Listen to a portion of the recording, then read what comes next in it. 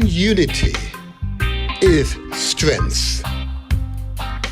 Ethiopianism.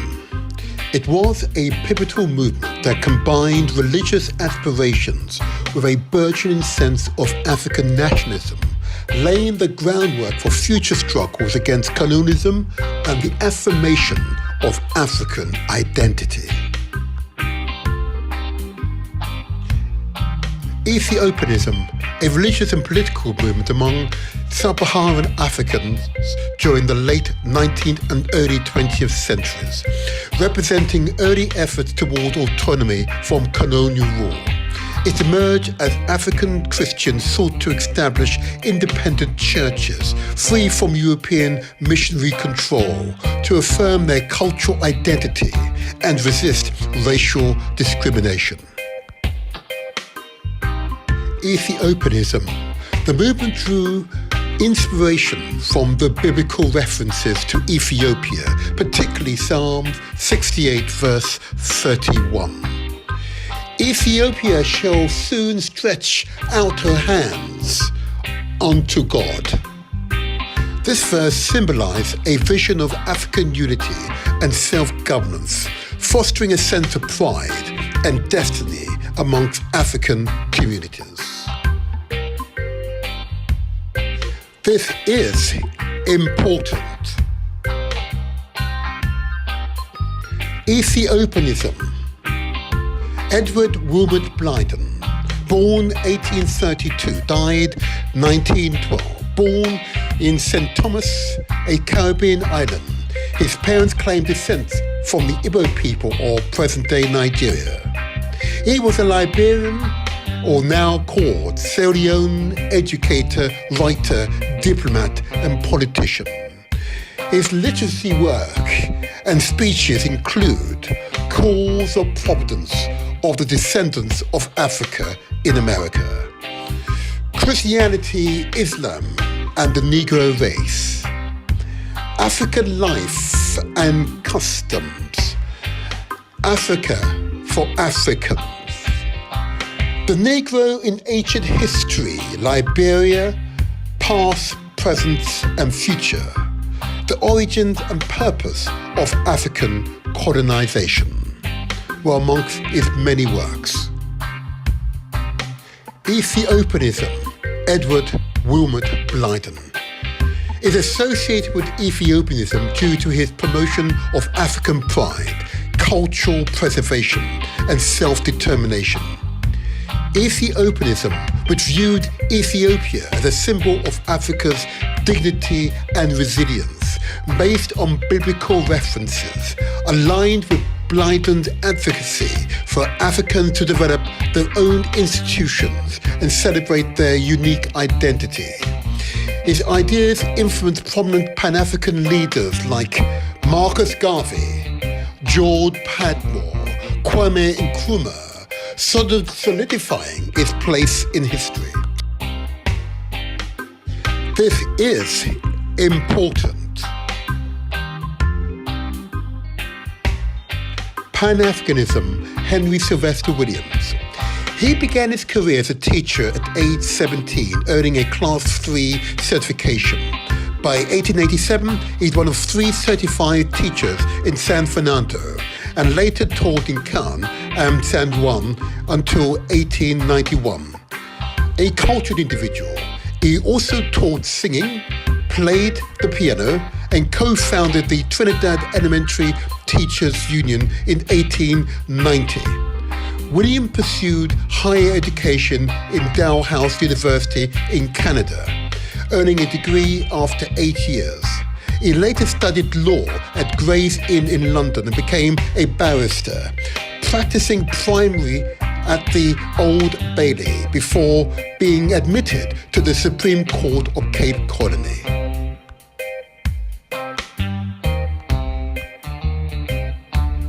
Pan-Africanism, Henry Sylvester Williams.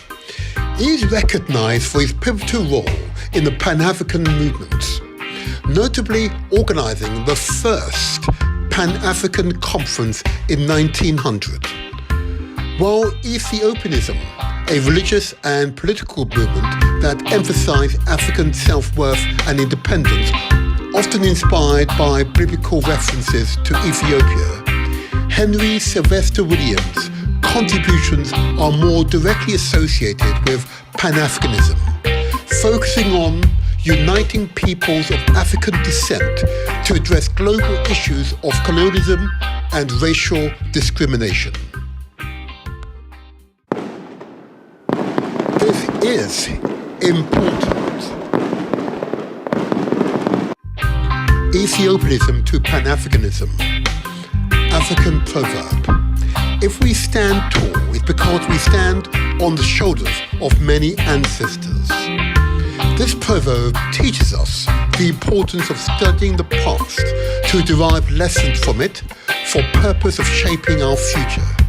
It reminds us that we are who we are because of those who've come before us. Prominent 20th century Pan-Africanist. His Imperial Majesty Emperor Haile Selassie I. Africa must unite. We have to do so that we do not again fall victims to colonialisms. As Ethiopia was one of the only African nations to successfully resist colonization, Haile Selassie provided a moral and material support to various African liberation movements. Ethiopia, under his leadership, served as a symbol of African independence and resilience. He was a prominent advocate for Pan-African ideals throughout his reign. His efforts significantly contributed to the unity and liberation of African nations. Here are some key aspects of his role in promoting Pan-Africanism. In 1963, Haile Selassie played a central role in establishing the Organization of African Unity, OAU, which aimed to promote solidarity among African states, support liberation efforts and foster economic development. Addis Ababa, Ethiopia's capital, became the organization's headquarters.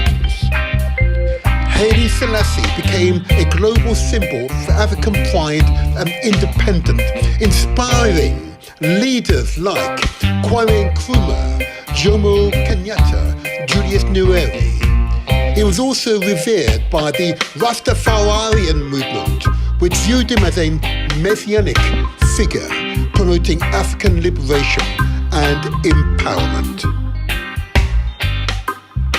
Prominent 20th century Pan-Africanist, Marcus Garvey.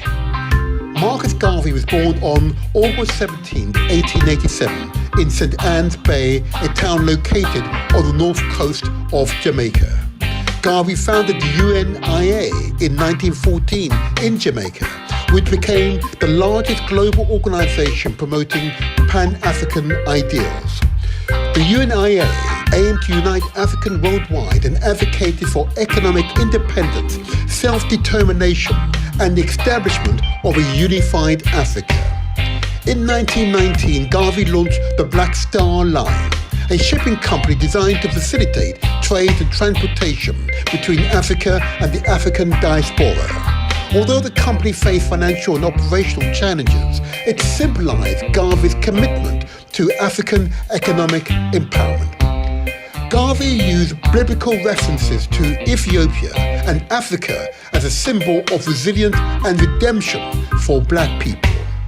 His emphasis on Ethiopia resonated with Ethiopianism and reinforced the vision of a free and united Africa. Garvey organized international UNIA conventions, such as the 1920 convention in New York, where the Declaration of the Right of Negro Peoples of the World was adopted. This document outlined the aspirations for racial equality, self-determination, and African independence. Prominent 20th century Pan-Africanist, Kwame Nkrumah. He was born on September 21st, 1909 in Nkufu, a small village in the western region of the Gold Coast, now modern-day Ghana. Kwame Nkrumah actively participated in Pan-African congresses, including the 5th Pan-African Congress in Manchester in 1945, which galvanized the decolonization movement. He worked closely with other Pan-African leaders such as W.E.B. Du Bois, George Padmore, and Julius Nyerere. He led Ghana, then the Gold Coast, to independence in 1957, making it the first sub-Saharan African country to achieve freedom from colonial rule. He viewed Ghana's independence as the first step toward the liberation of the entire African continent, famously declaring, "The independence of Ghana is meaningless unless it is linked up with the total liberation of Africa." He envisioned a united Africa with a single government, army, and economic system. He articulated his vision in his book, Africa Must Unite, in 1963, emphasizing that African nations needed to collaborate to resist external domination and foster development. He provided materials and moral support to liberation movements across Africa, offering Ghana as a base for activists fighting against colonial and apartheid regimes. Nkrumah's writing and policies inspired other African leaders and movements across the diaspora. His efforts to promote African unity remained a cornerstone of Pan-Africanist ideology. Prominent 20th century Pan-Africanist Julius Nyerere. He was born on April 13, 1922, in Butima, a village located near Lake Victoria, in what was then Tanganyika, now part of modern-day Tanzania. Nyerere's philosophy of Ujamaa, familyhood, was rooted in traditional African values and emphasized collective ownership, community, and self-reliance. This philosophy aligned with Pan-African ideals of reclaiming African identity and creating systems that reflect African realities. Nyerere frequently spoke about the need for African countries to unite politically, economically, to overcome the legacy of colonialism and build a prosperous future. He supported regional integration initiatives such as the East African Community as stepping stones toward broader African unity. Under Nyerere's leadership, Tanzania invested heavily in education with the goal of building a conscious and united African citizenry. He emphasized the need for Africans to understand their shared heritage and destiny. He worked closely with other prominent African and Pan-African leaders, such as Kwame Nkrumah, Haile Selassie, Leopold Senghor. He also respected the voice of wisdom and principles within the Pan-African movement. And he says, "Without unity, there is no future for Africa."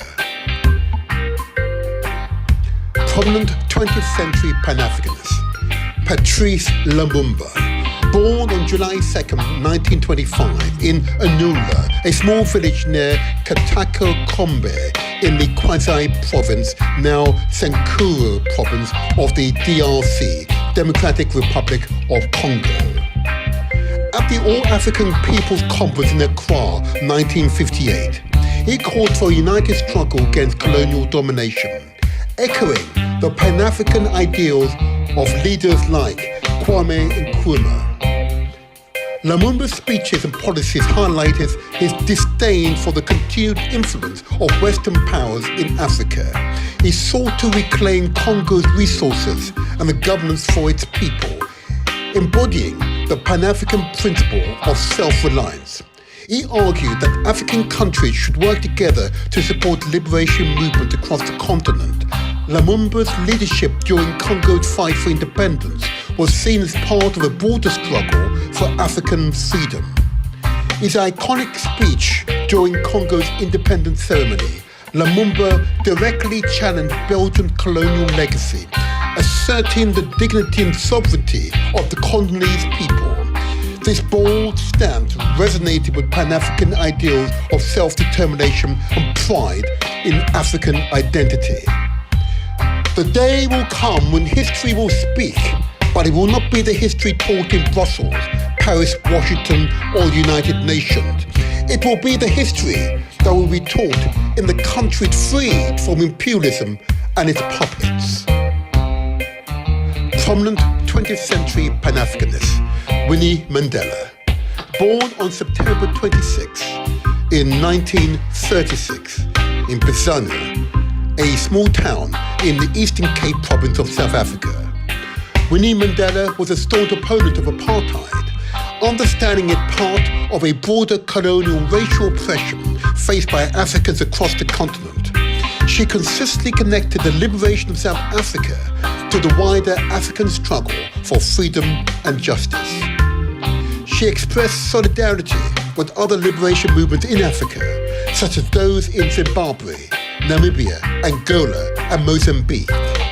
She believed in a unified African front against imperialism and colonial legacies. After the end of apartheid, she remained vocal about issues affecting African nations, such as poverty, inequality, and neo-colonialism, emphasizing the need for African nations to work together to address these challenges. Winnie Mandela's life and activism exemplified the principle of Pan-Africanism. Her dedication to the liberation of South Africa was part of a larger commitment to the freedom and unity of African peoples, making her an enduring symbol of resistance and solidarity in the Pan-African movements. This is important. Prominent 21st century Pan-Africanist.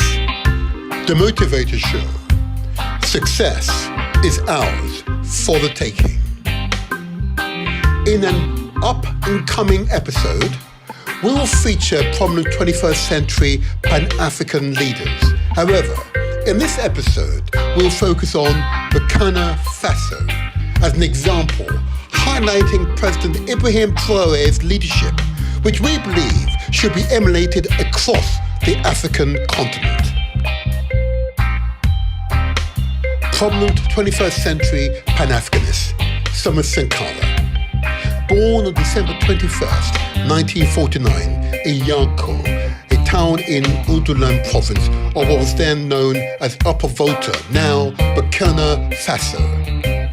Sankara was a vocal critic of Africa's continued economic dependency on former colonial powers and Western countries. He sought to build a self-sufficient Burkina Faso, advocating for policies that reduce reliance on foreign aid and increase local production. Sankara's leadership was deeply rooted in the principles of African unity, self-reliance, and the fight against imperialism and neo-colonialism.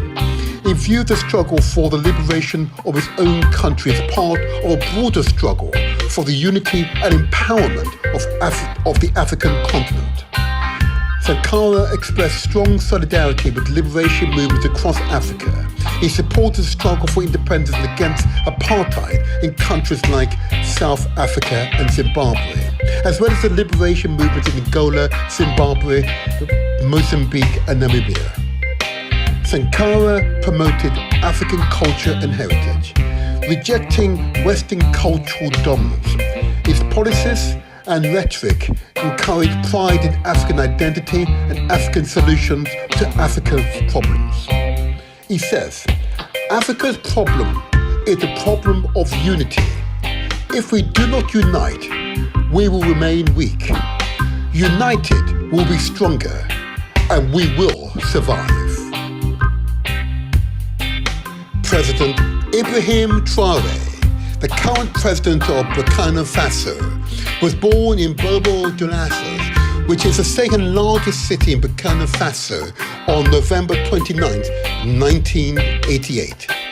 His leadership is marked by a strong emphasis on national sovereignty, independence, and rejection of Western interference, all of which aligned with Pan-African principles, and has repeatedly called for African countries to unite and take control of their own political, economic, and social destiny, free from external domination.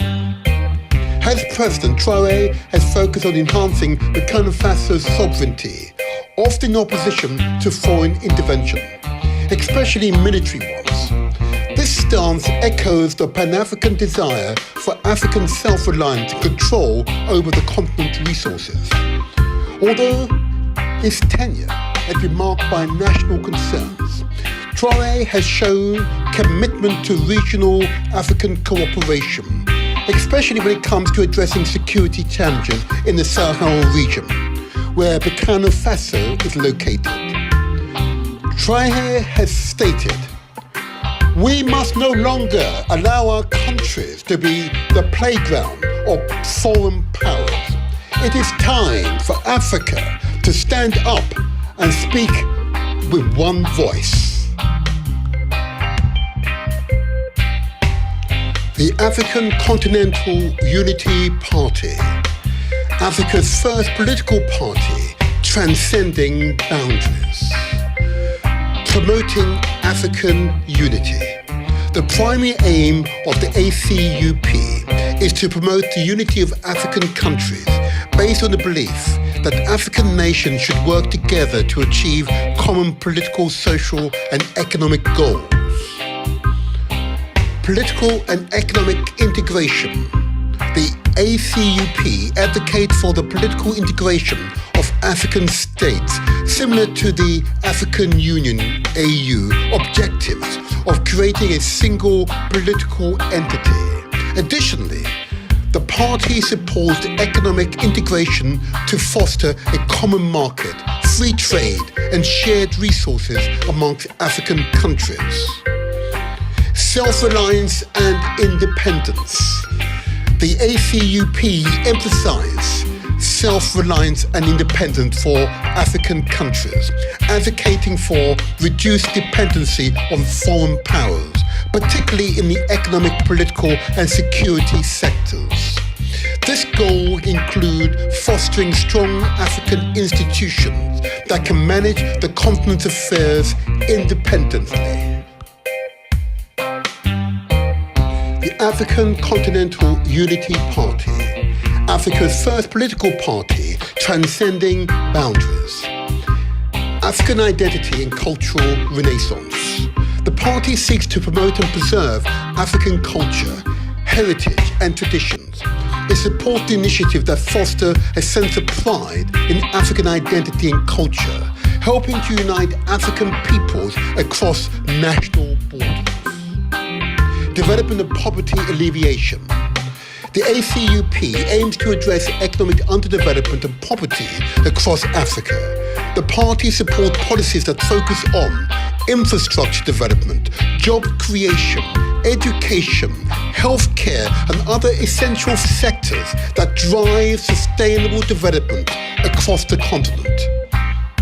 Peace, security, and stability. The party advocates for the promotion of peace, security, and political stability within African countries and across the continent. This includes conflict resolution, peace-building efforts, and collective security arrangements to prevent conflicts. The African Continental Unity Party, Africa's first political party transcending boundaries. Pan-African diplomacy. The ACUP encourages African countries to work together in their foreign policy to address common challenges and protect the continent's interest on the global stage. This includes strengthening relations with other regions while emphasizing African solidarity. Youth empowerment. The party aims to empower Africa's youth by providing them with opportunities in education, employment, and political participation. The ACUP sees the youth as the key to achieving Africa's long-term goal of unity and prosperity. Environmental sustainability. The ACUP advocates for environmental policies that ensures sustainable use of Africa's natural resources. It supports climate change mitigation and policies that protect the environment for future generations. The African Continental Unity Party, Africa's first political party transcending boundaries. Contact details.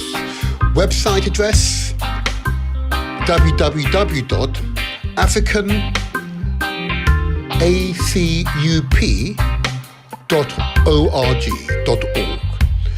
Email address unity@africanacup.org. Phone number +2774 657 7264. Contact us now. It's the Motivator here. I hope you enjoyed that last video. Have you given us a thumbs up? Have you made a comment? And don't forget to subscribe.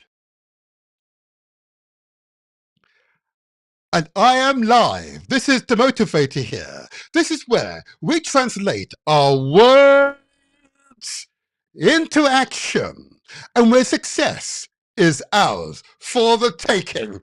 I trust you enjoyed that intro video. Oh yeah. Wasn't it inspiring? Yep, it shows and demonstrated the legacy of Ethiopianism and of course Pan-Africanism, and why the repeated calls for unity have been one that we've heard again and again. It is up to us, I repeat, it is up to us to manifest that aspiration, not only for ourselves and not only for our children, but for our children's children. Because success is ours for the taking. Absolutely. I'm going to give you applause now. I want you to feel the energy. Success is ours for the taking. Oh yeah. Oh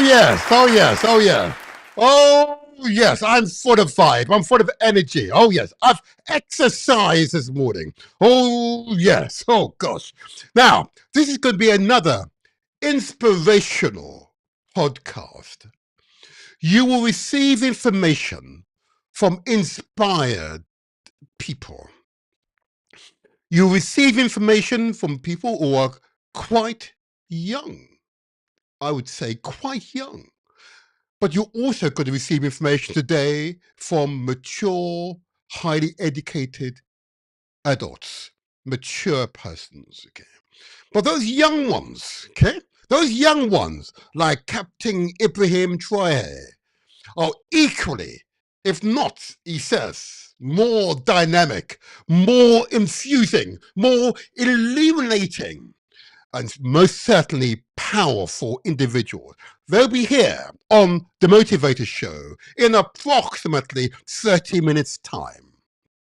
But before then and now, I've got a lot to pack in, so I'll go straight into it. So first of all, thank you for joining us. And as the intro video says, please, if you haven't subscribed, please subscribe. It's free, doesn't cost you a penny. It tells the YouTube algorithm this is a popular show.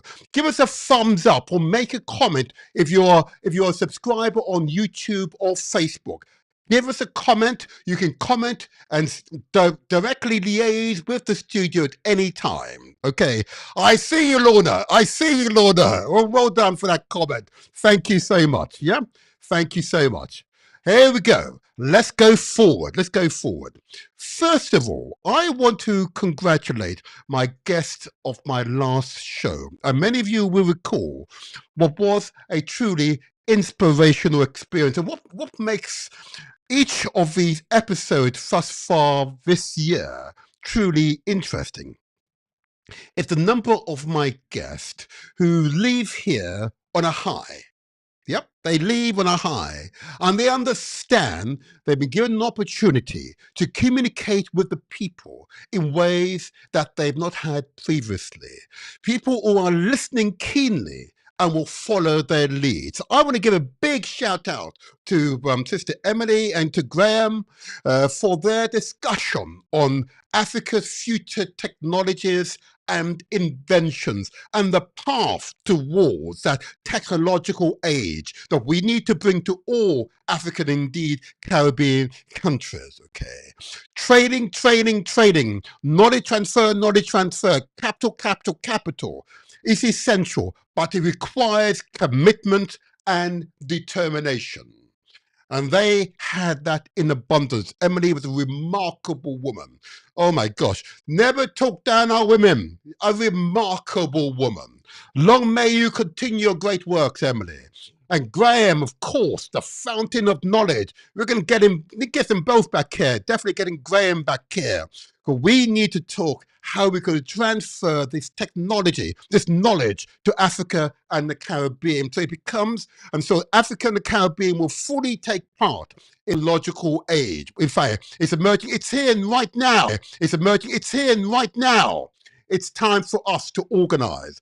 And as all the great leaders of the past have said repeatedly, in unity is strength. Use different words, but that's what they mean. In unity, in other words, when we coming together, is strength. Oh yeah, well done, Emily, well done, Graham, well done. Okay, so in recognizing those two wonderful people, there are others I would like to mention, but I'm going to move forward. I want to get onto the other aspect of this show, and just to remind you that this show is going out on many platforms. And what I'm going to do, I'll put on the screen for you all, just to remind you where you can find this show. And these shows, of course, are designed to both inform and empower. So this show goes out, of course, via YouTube under the Demotivatorshow banner, via Facebook under the Demotivatorshow banner, via Mixcloud Live under the Demotivatorshow. During live transmission, you can see and hear, and thereafter it's audio only. And of course, we will send out excerpts via Instagram and TikTok shortly as well. Okay, so watch this space. We will continue to evolve the platforms that you will find us. And any advice you can give us, if you're a subscriber, you've got the email address, send us a message. We'd love to hear from you. All is well. Long may us and the show continue to expand. Thank you. I now need to move on to the other subject, which we always tackle on the Demotivators Show, and that is our health and well-being. Oh yeah, our health and well-being. Many of you be aware that I'm an elected official, so if I did want to sit, I see the official figures. And the official figures are uncomfortable reading. Far too many members of the communities, die long before their time, and not for good reason. I repeat, not for good reasons. Levels of obesity, diabetes, high blood pressure, cancers, are through the roof. Respiratory conditions and other related conditions, which are fundamentally related to our lifestyle, is a deep cause for concern. Therefore, it is my duty, my public duty, to remind you all of what we need to do to maintain a long, healthy life. Okay? So these messages are for you. These messages are for you. And I know for some people it'll be a little uncomfortable because you're not wanting to face the reality. And I get that. I completely empathize. And I urge you to listen keenly. Here we go. Are you ready? Here we go. The Motivators Show. Success is ours for the taking. Lifestyle messages. We ask that you consider the amount of sugar and salt consumed each day. There is a direct causal link between the overconsumption of sugar and type 2 diabetes, prevalent particularly in the African heritage communities. It is estimated that more than 2 in 4 have either a diagnosed condition of diabetes or an undiagnosed condition of diabetes. Here in Britain, the NHS spends more than £26 billion treating people with diabetes, which is a condition for life. Too much salt in our diet disrupts the natural sodium balance in the body. This causes fluid retention, which increases the blood pressure exerted by the blood against the blood vessel walls, or high blood pressure. The potential impact of too much salt can include enlarged heart muscles, headaches, heart failure, high blood pressure, kidney disease, kidney stones, osteoporosis, stomach cancer, and strokes. Another lifetime condition. We ask that you consider the amount of carbohydrate consumed each day. Typically derived from wheat-based produce such as pasta and other related wheat-based products, and of course root vegetables such as potatoes and the yam. And yes, I did say yams. Excess carbohydrates intake places a large metabolic load on the body. When the body constantly has high levels of blood sugars to deal with over time, this leads to weight gain, poor metabolic health, and an increased risk of heart disease. We ask you to consider the amount of fat that you consume each day. On the screen, you can see raw meat. Clearly, the red meat is meat, but the white streaks you see in the meat is fat. Our bodies need healthy fat for energy and other functions, but too much saturated fat can cause cholesterol to build up in your arteries, in other words, our blood vessels. Saturated fat raise your LDL, or bad cholesterol levels. This can increase your risk of heart disease and neurological strokes. Too much fat is linked to increased risk of obesity or fatness, coronary heart disease, and certain types of cancers, such as breast and colon cancers. On the screen, you see a partially blocked arteries, mainly made up of fatty acids and other ingredients mentioned previously. The blood is being forced through the partial blockage by the heart. Another consequence is, of course, increased hypertension or high blood pressure.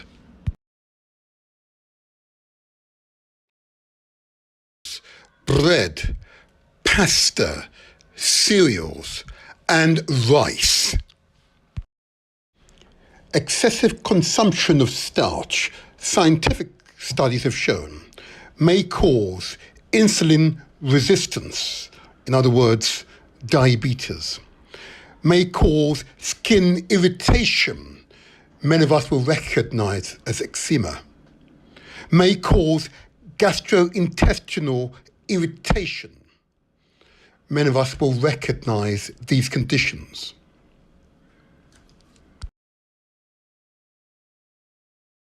On the screen, you can see the examples of the consequences of our lifestyle. Excessive consumption of sugar and salt, carbohydrates and fat and starch.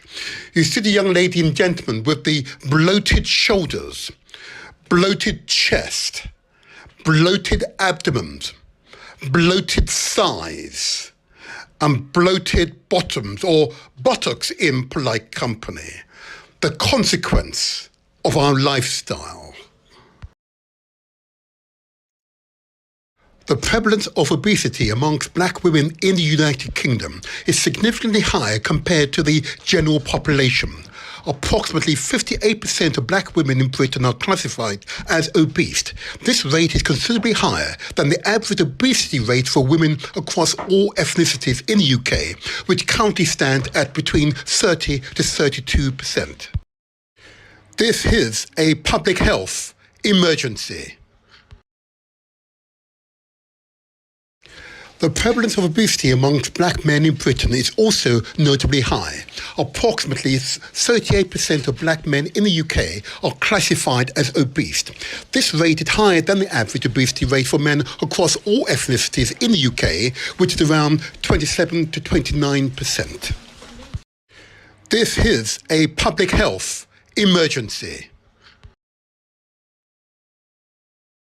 The experts recommend that we should eat fresh, untainted foods, including tomatoes and oranges, melons and beetroot, noriega and avocados, grapes and apples, lemons and cabbages, lettuce and cherries, bananas and cucumber, and pears and onions, sweet corn and pineapples, carrots and cauliflower, garlic and sweet pepper, lemons and many other fruits and vegetables, which are untainted and are good for you. The experts recommend that we should ensure that we consume between 2 to 3 litres of water per day. It does depend upon your height and your mass. You see on the screen a young man drinking his water, the young lady enjoying her water. The advice given to you about our lifestyle will not mean anything to you unless you exercise. To exercise for life. You see the young lady with her weights, pumping her weights. You see the mature gentleman running with his headphones in, with a smile on his face. You see a young lady running up and down those stairs. Oh yeah, that is real exercise. You see the young man pushing up and down with his push-ups. This is exercise. Our bodies need exercise.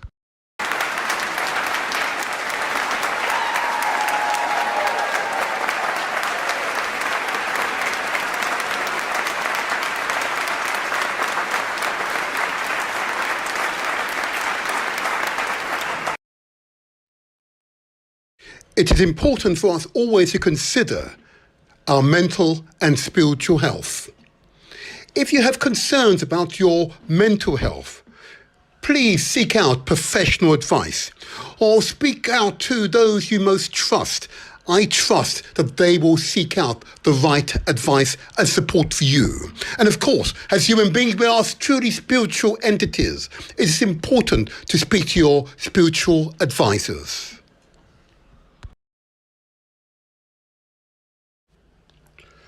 Demotivatorshow. Success is ours for the taking. And that is what you have to believe. Success is ours for the taking. In other words, it is a mindset, a way of life. It emphasizes the reasons for a number of our audience who's responded to these messages and have come together in common aim and common purpose. They've understood working together, they find their strength. And of course, I know you would all agree, our greatest wealth is indeed our health. I say again, our greatest wealth is indeed our health.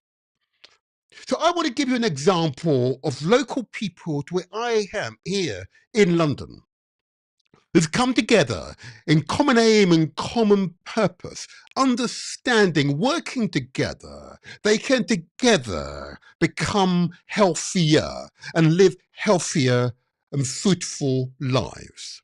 So this has been an important development. So I want to share with you an example of people who've come together in common aim and common purpose. And they're called the Countdown Organization. People from right across the continents, yeah, from Zimbabwe to Sierra Leone, from Ghana to Nigeria, from Jamaica to London, who've come together in common aim and common purpose. Here we go. Watch them at work. Oh yeah, in fact, it's not work, I say again, it's pleasure. They're keeping fit. Here we are. Cheese. Famous. Hello, hello, hello, hello, hello, hello, hello. Awe. Awe. Awe.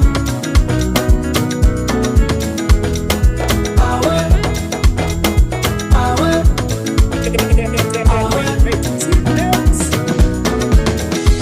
You get one life on leave, me self get one life on leave. Why we no go use am gladdy and enjoy the time? Palava no dey finish, time me no dey wait nobody. Now why I dey try for always get am nice every day and night? This one way we all fend we safe, not nobody own. You want to eat with you much we go down you belly nine you young. And the balance where you go die left na all the money on. So why for the greedy you say for? Now the motor car where you let buy am. If you see finance where you collect bilam, oh. You meet up woman where you let yanam. And if you let the man na for keep am, want them more. The food where you feel for eat na for eat am. That fine lapa where you let na for buy am. And tie am oh. And if you baby love you back love am. But if you love them all now you na for left am. Want them, a fasting enjoyment stay go. Now for land for care for yourself. Nobody love you pass you yourself. All man they fed for himself oh. Now why I know they allowed with the other man they can't take me peace away, me joy away, me smile away. Oh no, make nobody take you peace away, me joy away, me smile away. Oh no.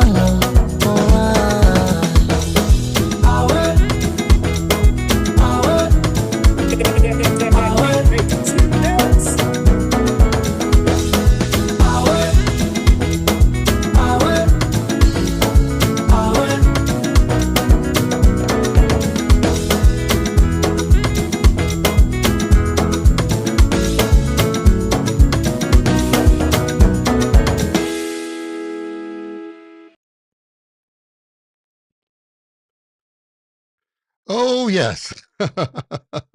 Wasn't that fantastic? Isn't that truly inspirational?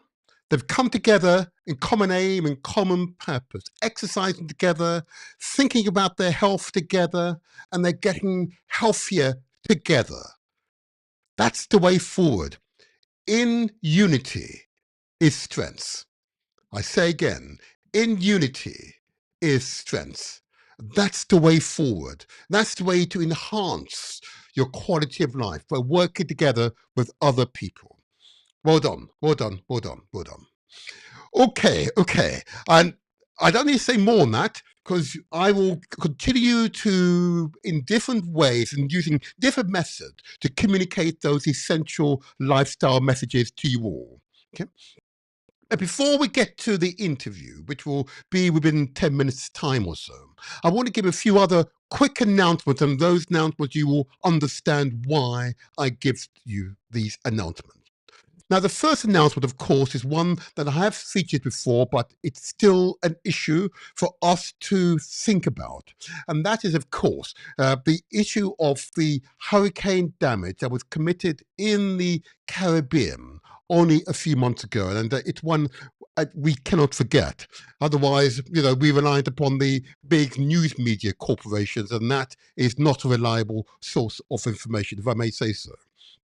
Many of you will recall, only a few months ago, back in September, October time of last year, there was a violent hurricane right at the beginning of the hurricane season, a Category 5 hurricane that devastated the islands of Antigua and Jamaica. Okay.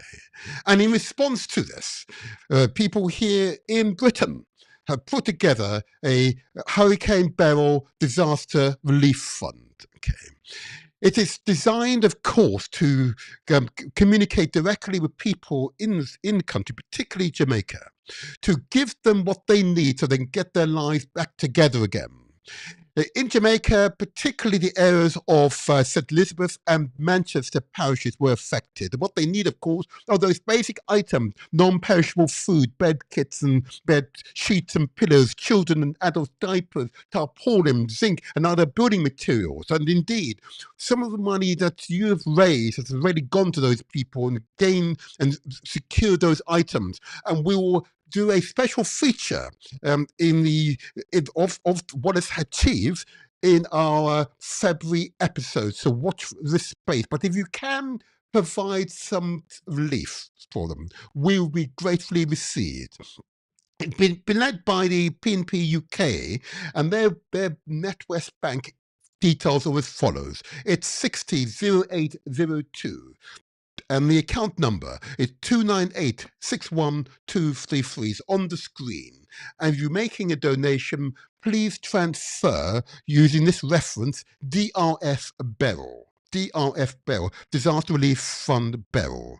And we and they will be greatly receiving your support. Thank you. And if you wish to reach out to PNP UK, their website address is www.pnpuk.com, or indeed their email address is disasterrelief@pnpuk.com. I commend that initiative to the audience. Without a shadow of a doubt, it's an important initiative. You know, it's been said many times here, Pan-Africanism is self-reliance. You know, we have both the abilities, we have the resources to support each other, and we must do so, if I may suggest. I also want to give light to another organization which seeks to support young people, okay? And of course, I'll put it on the screen. If you're in Britain, you'll recognize this one. This is the National Association of Black Supplementary Schools. I know it says Black Supplementary Schools, but if you mean any facility established to set up to support young people and their development. So it could be an after-school project, it could be a cultural centre, it could be a play group, or indeed it could be an online facility, but all designed to support young people and their development. The National Association of Black Supplementary Schools website, it's www.nabss.org.uk. If you manage such a facility, ensure your organisation is registered. If you're a guardian or parent, this is a go-to place to find out what's available in your area. The email address, it's info@nabss.org.uk. And of course, to contact the Inspired Brother Nera, it's 07958 348 558. I commend the National Association of Black Supplementary Schools to the audience. Well done to their wonderful work. And I now will close my initial round of promotions. I'll just say that if you are live and you haven't subscribed, I wish to encourage you to do so, or at least give us a thumbs up or leave a comment, okay?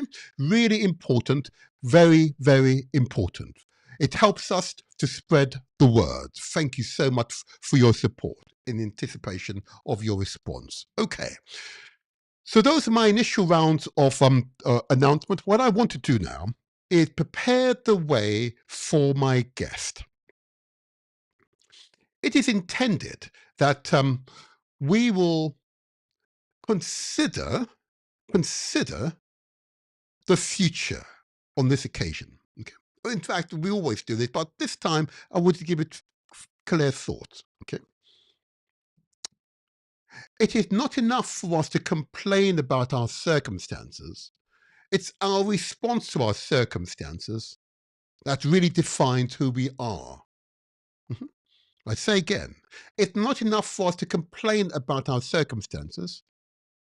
It's our response, how we respond to those circumstances that defines who we are. And in doing so, we're recognizing that we have the power to effect change. You are the change makers. And I've said repeatedly, reparations begins with self. Us taking responsibility and therefore coming together in common aim and common purpose. I was beautifully illuminated by those people from the Countdown organization, coming together to keep fit, to stay well, to change lifestyles so it's healthier, more fulfilling. That is the essence of who we are.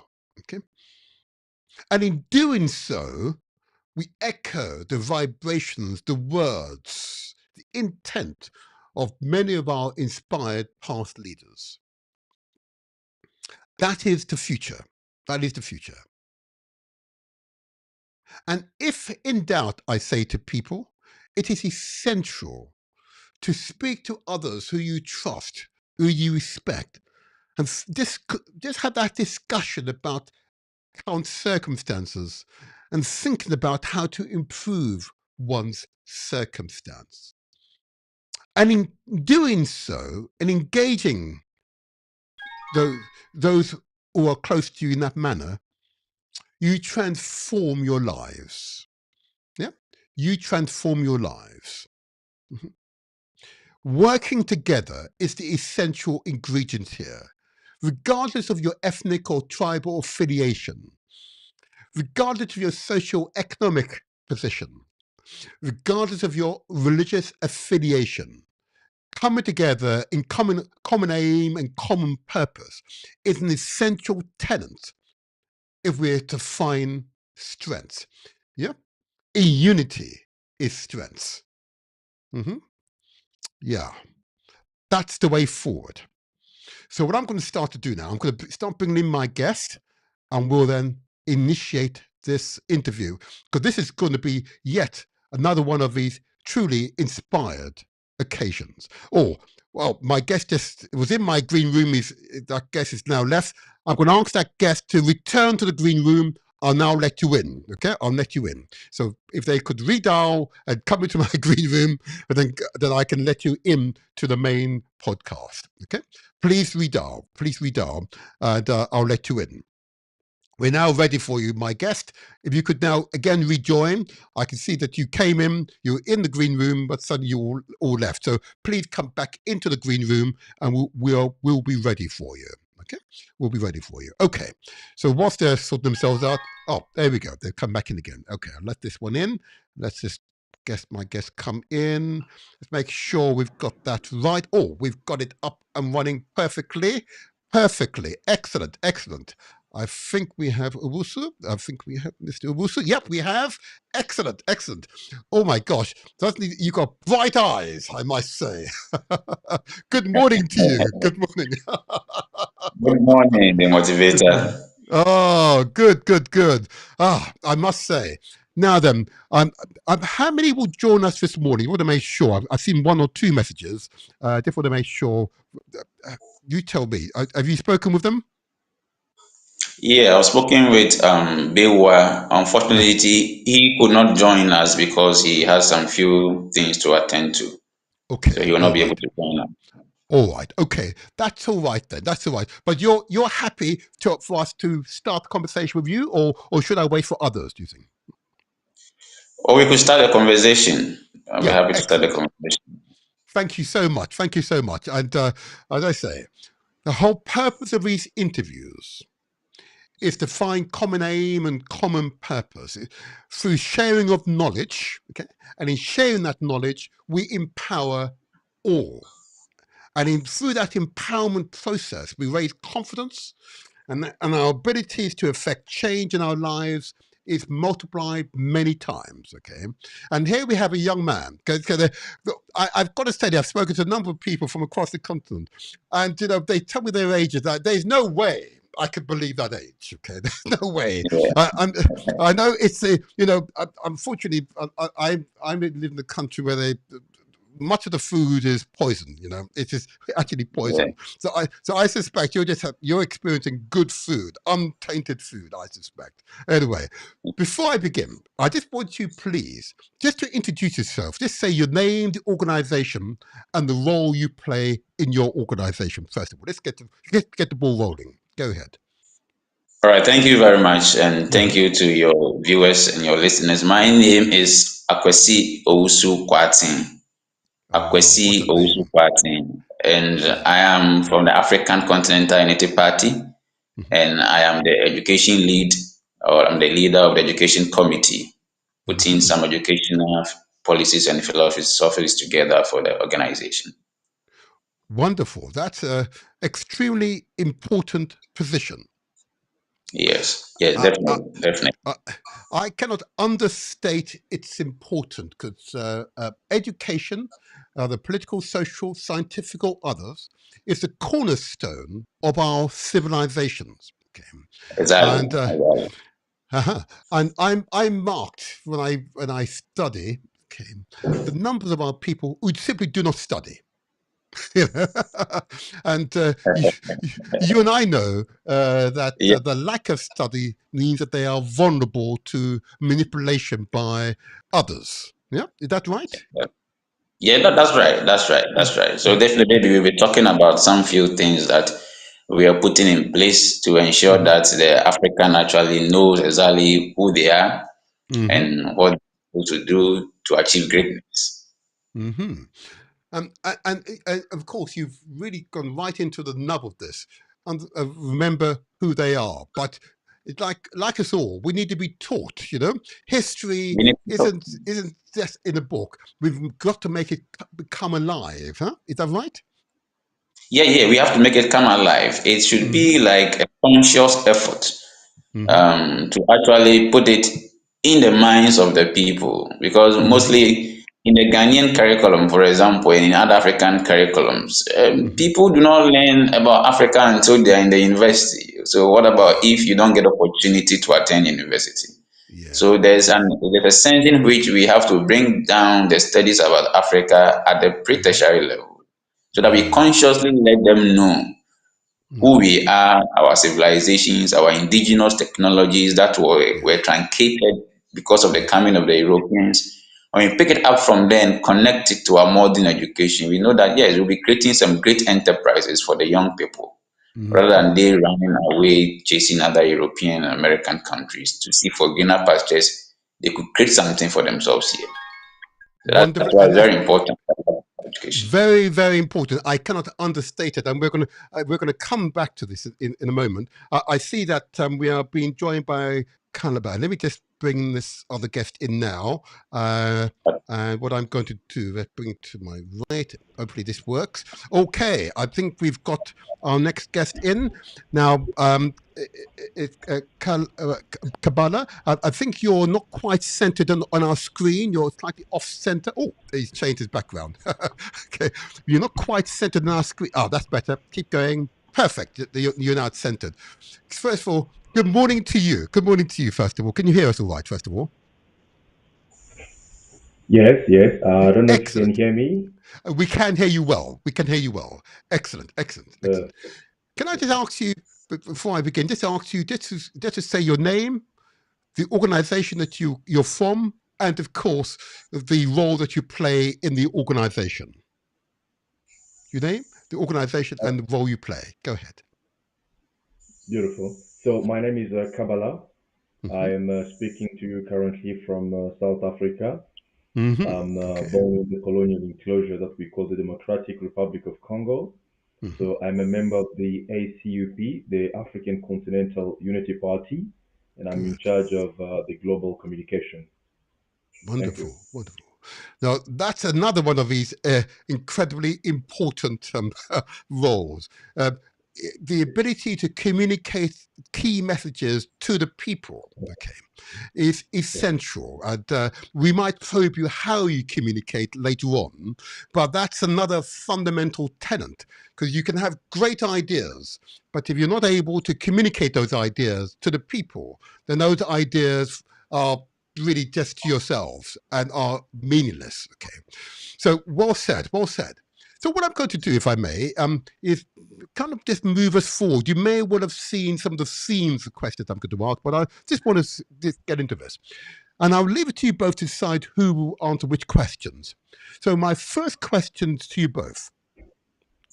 When and why was the African Continental Unity Party formed?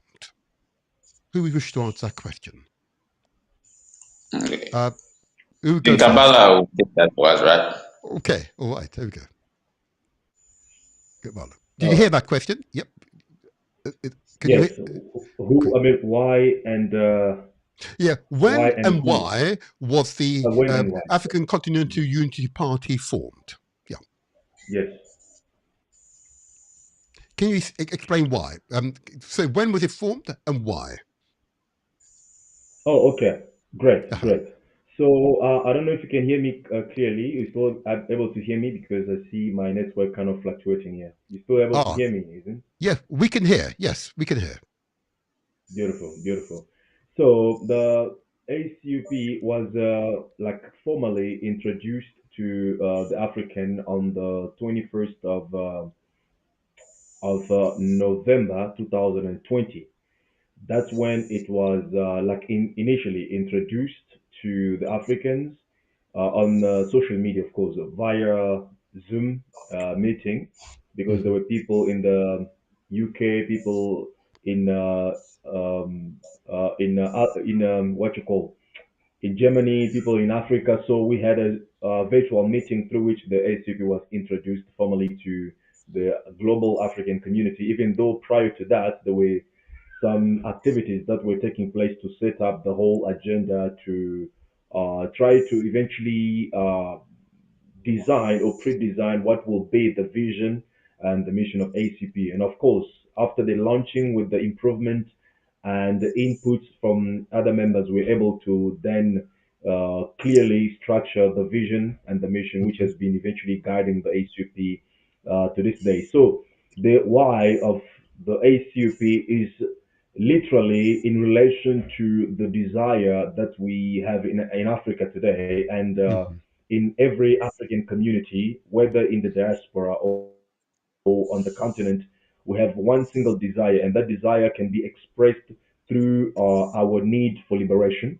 Yes. We know that for many years now, for many centuries actually, Hmm. African family has suffered under the yoke or the bondage of Western imperialism, and today we are kind of shifting towards the Eastern imperialism. So, which means our most our our most important need has been the need for liberation.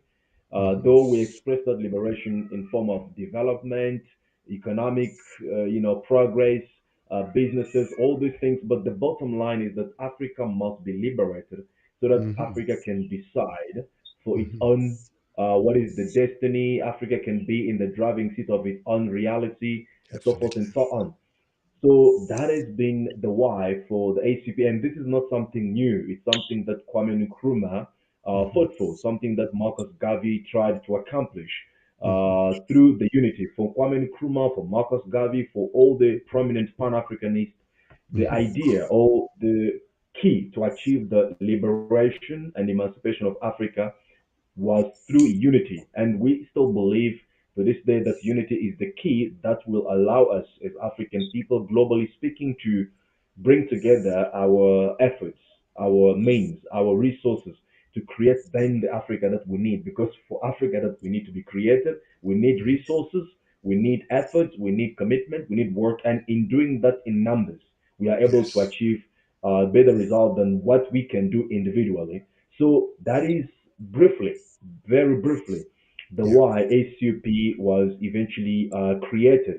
Of Hmm. course, with a bit of difference based on our analysis of the past, because we had to understand what has led to probably not a successful result of the past movements, such as what Kwame Nkrumah was doing, Marcus Garvey, Thomas Sankara, and all others. And what we realize is that Western imperialism or white supremacy globally relied on eliminating leaders, key leaders in Africa, to put an end to any movement for the African liberation and emancipation. And based on that analysis, what we decided to do was that we don't want to put a figurehead on the ACP, like a Hmm. charismatic leader to ACP. What we put as a leader is the vision that we have. Everyone Yes. needs to understand what the vision is, just as everyone understands their needs to wake up in the morning, to go to work, to do the work, to get the money, and to feed themselves, to accomplish whatever dream they have. We Hmm. all, with our dream of liberation, emancipation, we need to understand. So the vision that we have that leads us to that freedom is actually the leader, the supreme leader that guides our efforts every day. And all of us, we just fulfilling some functions that can be fulfilled by anybody, like communication, mobilization, fundraising, Hmm. so forth and so on. So let me stop here. I'm keen to get more questions and elaborate more on Yes. that. Hmm. Thank you very much. No, that was well said, and that it is clear. Of course, um, I say this regularly, and the audience will be familiar with this proverb. I think is always appropriate at this stage, and it's a very useful African proverb, which really comes out of the wisdom of our ancestors that I wish to quote now. And many of you will recognize this proverb, which I'm now about to put on the screen, which I think really emphasizes what this wonderful young man has just said. And I'm put it on the screen. As you can see, it's on the screen now. This is the Ethiopianism to Pan-Africanism, the African proverb. If we stand tall, it's because we stand on the shoulders of many ancestors. This proverb teaches us the importance of studying the past to derive lessons from it for the purpose of shaping our future. It reminds us that we are who we are because of those who've come before us. And this young man is a wonderful exemplar of what is now, but he's learning and learned from the past. And the organization therefore structured in response to past experiences. Well said, well said. And I like the idea. You no longer have a charismatic leader, as it were, with a cross on his head. Yep. I hear you. I hear you. I hear you. Okay, this is our reality. Yeah, no matter what these Yeah. so-called civilized countries suggest to you, this is our reality. What I want to do in this case then is kind of just probe you a little bit more on the key mission statements of the organization. And you may have seen, if you were watching the intro video, where I alluded to some of the mission statements, the core values and objectives that is set out for this organization. Okay. And I'm going to ask you to talk to it. But before getting there, I'll put it on the screen to help you and the audience, because there are some audience who are purely audio and others who are watching this via the screen. But I want to ensure that there's complete understanding, because you and I are able to speak very intellectually about these matters. Well, we want to make sure that the masses understand us. And I find that if I make it really easy for them, and for me, he says, we place it on the screen, then it's obvious, then it's clear, it's unambiguous. Okay. So what I want to do first of all is ask you to speak to your mission statements. Okay. And the mission statement is, in fact, it's on your website, I believe. It's on the website. And I'm just going to ask you to talk to your mission statements so it's clear in the minds of all of those who are listening, whether it be socialistic in their thinking or purely capitalistic, but to understand the mission statement. And in fact, what I'll do, I'll put that on the screen as well now. And let's get it started. Let's get it started. There we go. Not sure if you can see that all right. Okay. All righty. Okay. So, first of all, promoting African unity. And it says here the primary aim of the ACUP is to promote the unity of African countries based on the belief that African nations should work together to achieve common political, social, and economic goals. What do you mean by that? What do you mean by that? Is that me? Yes, yes. Working also. I'm going to leave you both to decide who wishes to answer which question. So I see the young man is watching to you, is looking to you. You see, so there you are. Yeah, King also, you want to go with that? Or you want me to take it? Yeah, I want you to take that one. Take that one for us. Go ahead. Yeah, go ahead. Beautiful. No, great. So the point about unity is by the fact that we realize that we are living at a period where the global white supremacy that we can call today imperialism or neocolonialism has become an international agenda or a global agenda. Hmm. It means that we are not fighting against one particular sector of the world called neocolonialism, or one country such as France or England. We are fighting against the global, neocolonialism, which has become a global agenda, whereby the Western countries or so-called superpower countries have come together to globalize the agenda of neocolonialism. And in that, with that understanding, we believe that it only makes sense for us to also globalize our effort and strategies against the neocolonialism or imperialism. In other words, what we're trying to say is that imperialism is no longer a matter concerning only Angola as a country, or concerning Zambia alone as a country, or concerning Congo or South Africa as a country, even though we believe individually that we are able to tackle the imperial forces that keep us under developed and we are able to win over them, is because we don't realize that these forces have become global, have Yes. become forces of global magnitude. And for us Yeah. to tackle them, we need to unite our strategies, our efforts to make our counter imperialism forces, make it also global forces. If possible, to even team up with the rest of the world who are suffering under imperialism so that we can win. Like, because the fight for liberation, as I said from the beginning, has Yes. two stages, Yes. especially when it comes to Africa. The first stage is to fight against, and the second stage is to fight for. So when we Absolutely. do the first stage, which is about fighting against, which is means we're fighting against imperialism, neo-colonialism, because there's no way we can liberate ourselves if we are not firstly able to overcome the forces that are keeping us in a state of bondage for us to be liberated. So that first stage of fighting against imperialism, we need to definitely unite first and foremost as African people on the continent and abroad. Therefore, there's no agenda for Angola. There's no agenda for Ghana. There's only agenda for African family worldwide. That means we need to unite our efforts and fight against imperialism. And if other countries of Latin America, for example, like Cuba, like Venezuela, who are also suffering against imperialism want to join, because the aim here is to make our effort, our agenda, a global agenda of fighting against imperialism.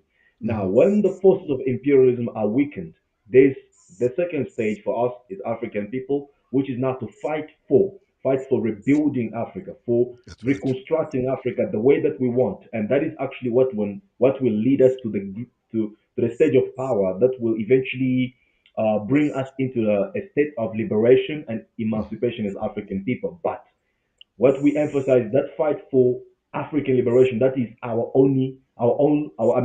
unique task and job. We cannot count on China, Russia to assist That's us right. to rebuild Africa. We can team up with Russians to fight against imperialism, but when it comes to rebuilding Africa, that has to be a solely Our responsibility of African responsibility. people to do Well that. said. So, in a nutshell, what I wanted to say, the unity that we are emphasizing is because we are fighting against global powers, global forces, and we cannot do that alone. So, in other words, there's no more problem for Angola, there's no problem for Zambia, there's a problem for Africa and all African Absolutely. people. And because there's no problem for these individual countries, I can also say that there's no solution for individual countries. Even though we Indeed. think we have our solution, as South African, we have our solution. As Zambian, there's no unique solution or individual solution. There's only collective solution for all African people, and that solution is to aim for liberation and total emancipation of Africa. So that's why Well we said. Well emphasize said. this Yes. first. Not a problem. Well said. Well said. Well said. And there's some terminology you're using there. I want to make sure it's understood by the masses. The term imperialism what do you mean by that word imperialism? Just so that the average person on the street will understand that term. It's not a common parlance, but I understand what you mean. But I will invite you to clarify its meaning. What do you mean by imperialism? Go ahead. Good, good. So to make it more simple and understandable for everyone, imperialism is the desire of Western countries, particularly at this moment, such as the United States of America, the British, France, all the G7 countries mostly, to have their hand on African resources, That's right. African future and African reality, and That's right. define and design what Africa needs to become tomorrow. Just as they did it at the Berlin Conference 1884, 1885, which Yes. led into the reality in which we are living today, right? Where Yes. we are divided, weakened, and exploited in and out. That is actually the domain of imperialism. So it means they have to keep the situation as it is so that the resources of Africa can continue to build the future of European children while Mm-hmm. African children are crossing the Mediterranean water Starving. to join Yeah. the paradise over there. Yes, that's right. Well said and beautifully illuminated. Thank you for that clarification. So it is understood by the audience. Okay. And often, I know I've heard this often from those who live in Britain, for example, that we live in a wonderful, peaceful, prosperous nation. But if you walk through London, all you can see are buildings built on the blood and sweat of your ancestors, our ancestors. Those big buildings are from the money and the blood and the terror, the brutality that was experienced by our ancestors. This is quite remarkable. All I can see is blood, yeah, pain and horror. That's all I can see. But it's well illuminated. Thank you. The second one you've got here, it's the political and economic integration. The ACUP advocates for the political integration of African states, similar to the African Union, objectives of creating a single political entity. Additionally, the party supports economic integration to foster a common market, free trade, and shared resources among African countries. What do you mean by that one now? Again, I'll leave you both to choose who's going to respond. Yeah, I'll take this one. Go ahead. King Go Kamara ahead. has given it. We thank him Okay, very much. Yeah. it's okay. So the idea of political and economic integration is just a re-echo of what the Osagifo Dr. Kwame Nkrumah iterated during the 1963 conference of the 32 African leaders who were independent. Mm-hmm. In that auditorium, he charged them of the need to unite politically, because Yes. he used to say that seek ye first the political kingdom and every other thing will be added unto you. Mm-hmm. So in his perspective, that means that when we are united politically, it means our economic integration will be smooth and seamless, and Mm-hmm. that will ensure that we develop our natural resources to our own advantage in the country. And one of the things that he said that was very striking is that the African continent could become a force or a world power for good Absolutely. in the world affairs. So Hold with on a moment. Hold political, on a moment. Hold on a moment. You said that okay, as a matter of fact. That was a power. I yes, did need to repeat that again. The African continent can be a force for good. Say it again with that passionate voice you have. Please yes, emphasize that the, point. Go yes, ahead. that's very true. Yes, the African continent could become a force for good Mm-hmm. in terms of world affairs, and that is exactly what the ACOP is looking at in terms of political integration. Mm-hmm. So currently, we have the ACUP running in many of the Anglophone countries or the English-speaking countries. Mm-hmm. So we hope to march towards taking over political power in many of these countries, so that the idea of having a federal system of governance for the entire continent will be achieved. Okay. And once that one is achieved, then we hope that the economic integration will be well cemented, because Mm-hmm. as it stands now, even though the African Union, I agree with some of their policies of the African Continental Free Trade Area, which has Mm-hmm. its headquarters in Ghana. But you Yes. could see that there are still more challenges that the area is not able to be able to overcome, in the Mm-hmm. sense that there may even be enough or excess tomatoes in Burkina Faso, just a neighbor of Ghana. But tomatoes moving into Ghana becomes very difficult. And Yes. all these come in as a result of the exchange rates and differences in currencies. Mm-hmm. So by political and economic integration, it means we should have a kind of an approach of a political system that the entire continent is going to be one under federal system of governance. And with economic integration, we have to make sure we have a common currency that should run through the entire continent so that Mm-hmm. I don't move to just neighboring Togo. I have to change my currency to the safer. I have to go to Nigeria. I have to change my Mm-hmm. currency to the naira. With Mm-hmm. varied interest rates, makes trading very difficult among African countries. Mm-hmm. So this is one of the missions of ACUP that going forward we will look into that discussions and ensure that one day we will get to that point where our economics are better integrated and then politically we have a united front that will make us look stronger in terms of world affairs. Thank you so much. Well illuminated. Again, thank you for that. That's a clear clarification. Very much a Pan-Africanist agenda. The third paragraph you've got here is self-reliance and independence. The ACUP emphasizes self-reliance and independence for African countries, advocating for reduced dependency on foreign powers, particularly in the economic, political, and security sectors. This goal includes fostering strong African institutions that can manage the continent's affairs independently. The word independent has been used quite a lot here. I'm not sure what it means. If you're an institution and you're in Africa, you're independent, aren't you? What do you mean by independence in this context, I wonder? Please, who wishes to respond to that question? Okay. Can I go and take it or I should take it? I like these No, gentlemen, they're please take it good. if we can. Thank you. Go ahead. Okay, good. You want me to Yes, take go. it? Yes, go ahead, yes. Yes, go ahead. Okay, Thank all you. right. All right. So basically, when we talk about self-reliance, is the concept of allowing a people to use their own resources to their own Uh-huh, advantage.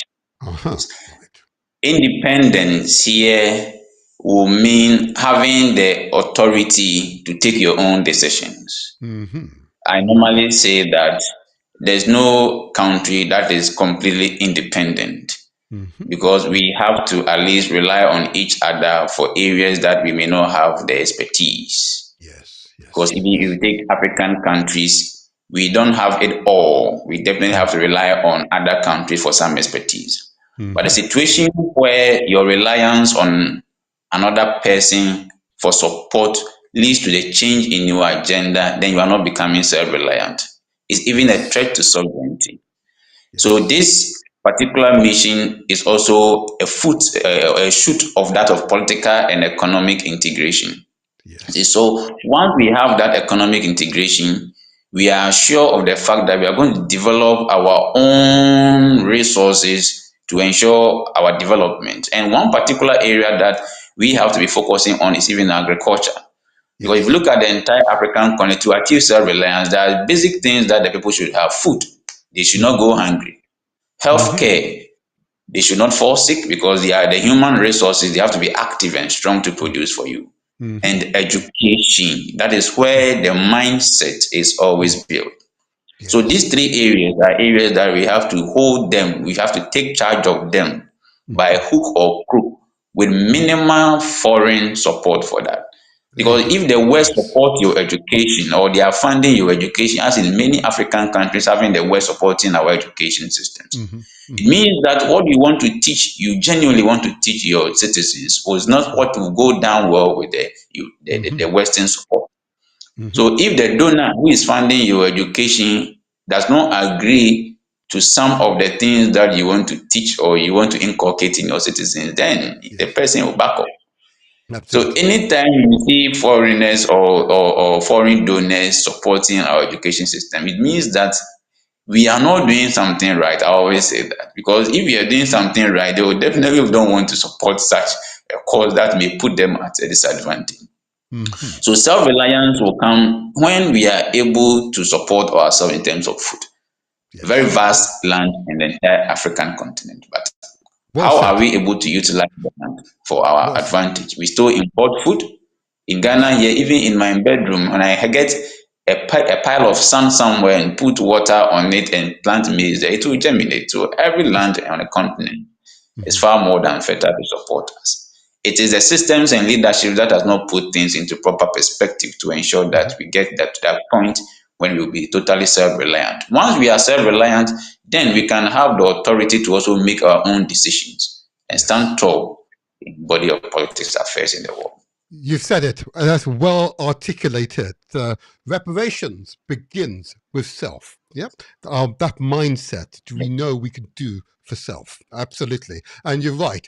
If your institutions are reliant upon foreign aid, note the word foreign aid. Yeah, that is not independence. That is subservience, and that is harmful for Africa. We are in complete concordance. A complete concordance. What I want to do now is let's move us along to another aspect, another set of your missions that's set out. And is again, all this information is easily publicly available. Maybe just take this one here. In fact, let me go back here. Let's this one up on here. I think we'll take this one here first of all. Yep, this one's here. Okay, promoting. Oh, is that one right? I think I've jumped a one. Have I jumped forward? I think I may have jumped forward a little bit here. We try again. There we go. One moment. There we go. There you go. I just want to take this one. African identity and cultural renaissance. Okay. The party seeks to promote and preserve African culture, heritage, and tradition. It supports initiatives that foster a sense of pride in African identity and culture, helping to unite African peoples across national borders. What does that mean in practical terms? Who wishes to take that one? Okay. All right. Gentlemen, you're both so polite to each other. Just jump in. Just jump in. Doesn't matter. Just Yeah. jump in. Okay, go ahead. Now, beautiful. I think I will go with this one. So, I think the first thing that we believe is that nations die not due to uh, atomic bombs or nuclear alienation, but Mhm, nations die when they don't have a common objective, mhm, when they don't have a common goal, common mhm. aspirations, and most importantly, when they don't have a common culture. That's when Yes, nations yes, yes, die. yes. That's actually what signified the death of the nation.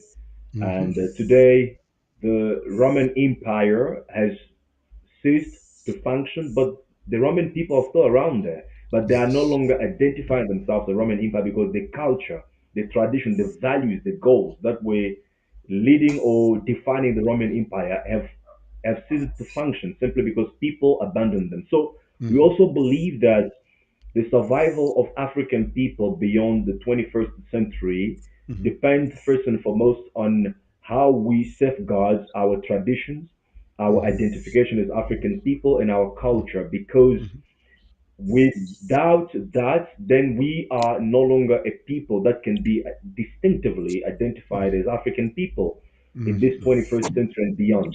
So mhm, we are putting value in the how can I put it, restatement of our identity as African people, because mhm.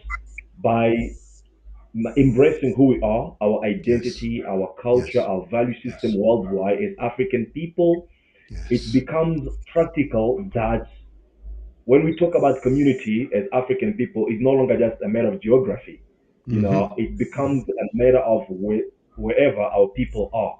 It becomes easy to think of us as a community, not because we are living in one geographical area called maybe Accra or Kumasi, but simply because we embrace culture globally as African people. Those in UK, they mhm. embrace the same culture that we embrace in Africa. So we become identifiable as a global African community. And by portraying this kind of values and synergy, it's easy Yes. to protect ourselves and to avoid being alienated by Mm, cultural obliteration.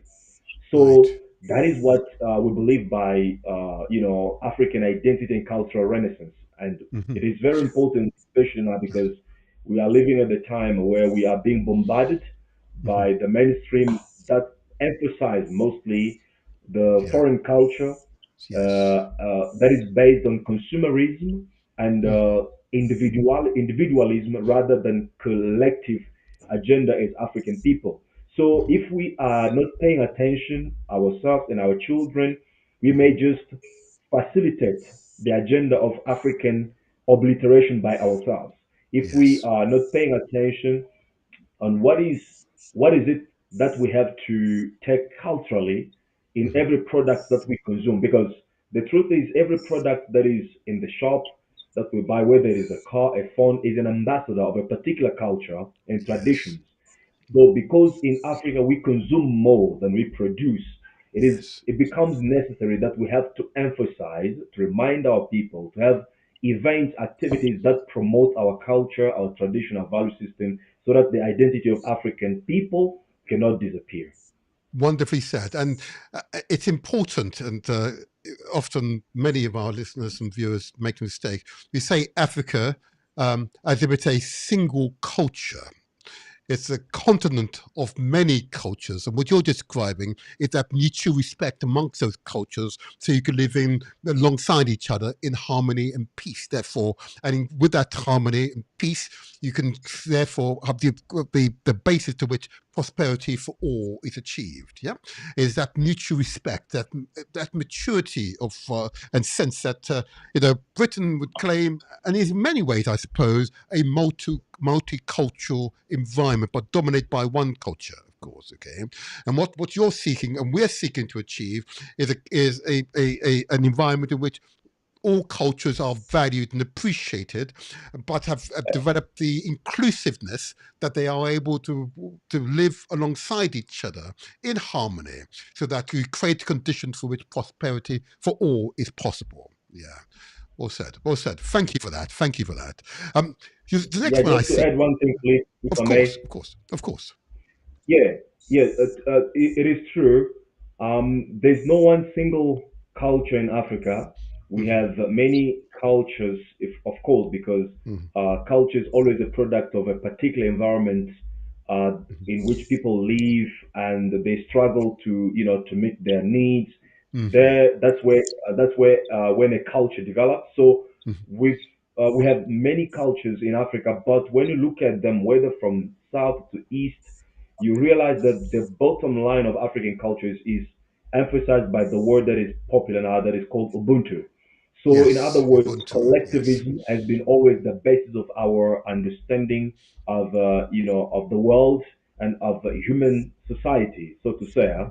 So, I mean, we try to emphasize that collectivism of Ubuntu, where we Yes. relate to each other, no matter how we Hmm. express ourselves in terms of what we eat, Hmm. what we drink, how we drink. Those Hmm. are little differences that do not matter. But the bottom line that will have to be a core of African identity and African Renaissance is this idea of collectivism, which can help us then to realize that the suffering of our people in Haiti is directly our suffering in Africa. The same way that Yes. the suffering of our people in UK is yeah, because as I said, people disappear. People disappear when they don't have a collective agenda. So That's we right. have to build our collective agenda, which is of course the liberation of Africa, based on the core of our culture, which is collectivism. Of course, there are a few differences here and there, but that has been always there, and we want to emphasize that we so that we can see the relatedness that we have among ourselves with those in Africa, those in Asia, and those in Caribbean. Thank you very much for that. Well That said. emphasis. No, well said. Well said. The Oh, next one, of course. on the culture, I would like to say something small on the Of culture course, of too. course, of course. Yeah, Yes. definitely. Yes, Africa may not have one culture, but as King Kabbalah said, the Ubuntu tradition is what runs through all the societies in Africa. That is perfectly Hmm. right. And if Hmm. you look at African cultural areas, you could see that there are a lot of similarities in our culture when it comes to various cultural areas. If you look at Western Africa, for example, in ancient time, they interacted among themselves, and you could see Yes. that there are similarities in many of the things that they do in terms of cultural traits and cultural identity. And the same Hmm. thing applies to those around Eastern and Central Africa and as well as South Africa. It may be varied languages, but Hmm. culture go a long way to even inform the economic activities of the people.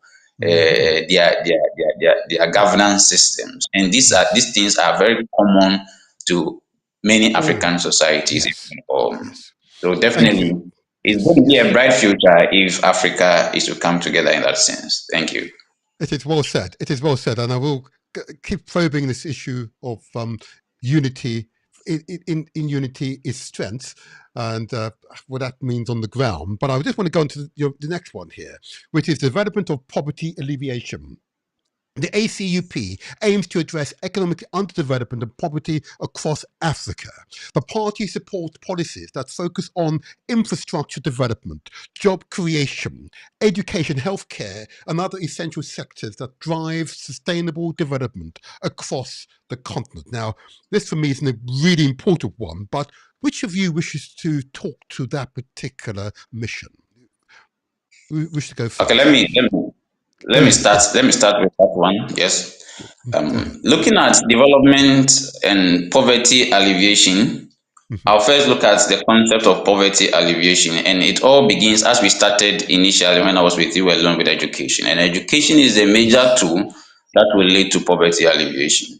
Mhm. Our education system currently is kind of a liberal system that only trains the minds and train young majority of the Africans on how to read and write, even not even in our own local languages, but in foreign languages. You understand? Now, can I just pause So there? Hold on just a second.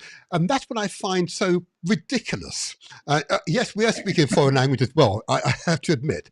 But that's what I yes, find absolutely ridiculous, that still today, in majority of our countries across the continent, a foreign language is being used as a unifying language across the peoples yes. in that country. Now, that is mad. And I say again, reparation begins with self. We need to repair that. Go ahead. Please, I interrupted. Go ahead. Definitely. We will definitely get there when we will have to look at ourselves very critically. So Absolutely. education is all in this sense, in terms of poverty alleviation. We need to Mm, equip the African with practical skills that will make them meaningful, work meaningfully in the job economy. If you look mhm, at our Asian Africans, when mm, before the coming of Europeans, they were engaged in so many yes. indigenous industries, whether it was Yes. metal working, whether it was sculpture in the form of terracotta or pottery, whether it was Mhm, leather works, cloth weaving, blacksmithing, brewing, African art and music itself. Art and mhm, music was a very vibrant industry in those days. But mhm, how come today we are not selling the African art and music as it is supposed to be sold with all the vociferousness to the world? So mhm. there's a sense that we have to go back to when our entire development was truncated and pick up the Mm, broken pieces and connect it to our education system. yes. And make sure Yes. that in our schools we are learning some of these practical skills that are good for industry so that we can build our indigenous industries once again and sell it to the world. And Mhm, that will make a big difference for us. And the African must understand that living in Africa too has several opportunities. That yes. is why I earlier told you that there's a sense in which that we have to reintroduce even African studies at a pre-tertiary level, so that Well the said. African will know thyself right from the beginning of education, even before the Absolutely. end of education. Yes. So once we create that environment where our young people are acquiring practical skills and then knowledge, it means that we are solving the problem of unemployment softly, because they will gain that skills and ensure that in Ghana here we used to have a curriculum in the 1990s that was teaching vocational studies. And in Mhm, vocational studies, I remember my days I was learning bead making. Bead making is a whole industry and enterprise on its own that will create jobs for millions of Africans. mhm. But they replaced this curriculum with another curriculum that totally removed this vocational training from the curriculum. And it Yes. was amazing. You see, that's why earlier on said when you have foreign donors or foreign aid supporting your education system, they may not want That's you to right. do the things that will That's right. ensure development. That's So right. for poverty alleviation, we have to tackle education. So I always say that education should receive its full budgetary allocation, because Mhm, that is the ultimate route that we could use to alleviate poverty and create mhm. more jobs for the people. So creating jobs also means that apart from sending apart from teaching our younger generation all these practical skills, there should be systems in place to ensure that the industries are also booming and vibrant. Yes. And that is what is Yes. going to bring income into the economy for us to develop infrastructurally, as we have stated under this same mission, that infrastructural development. So once the income is coming in, we could rely on our own resources and income to ensure massive infrastructure development without going to the Chinese for aid to build our roads or going to the Americans for aid to build our schools and those on. And with Mm-hmm. healthcare in particular here is very key Mm-hmm. because with the health of the people, as I indicated earlier, is important for productivity wise. Mm-hmm. So we have a lot of African indigenous medicine that we have to exploit. Research should be key. Absolutely. So education Yes. actually should go with research so that we Yes. know. So when COVID-19 sprang across the world, we saw some African countries, especially the Prime Minister of Madagascar, coming out vociferously to indicate that they have a A vaccine, they solution. have some kind of Yes. concoction to do that. The World Health Organization was against him, banning him, saying all sort of things against him. But here is Africa. This is where life started, and this is where life will end. And it Mm-hmm. is there's all indications that we have the capacity and resources to improve upon our indigenous healthcare system without Yeah. relying on the Western medications that normally have so many side effects that could send us to our graves, our early graves. So Well, in this perspective, we look at education, research mhm. into healthcare systems, and ensure that we put these things in place, and Africa will be just fine. Thank you for that. I just need to give you a round of applause. Well said. A round of applause. Well said. Thank you. Oh, wow. Thank you. Kamala, I'm going to ask you to, within that particular paragraph, there's a part which looks at both the job creation, okay, and sustainable development across the continent. I want you to address that aspect of it, the job creation and drive sustainable development across the continent. What do you mean by that in that mission statement? Yeah, so I think it it has been it has been answered by King He Awusu. has said When that, I think. you, yeah, of course, when you try to industrialize, Hmm.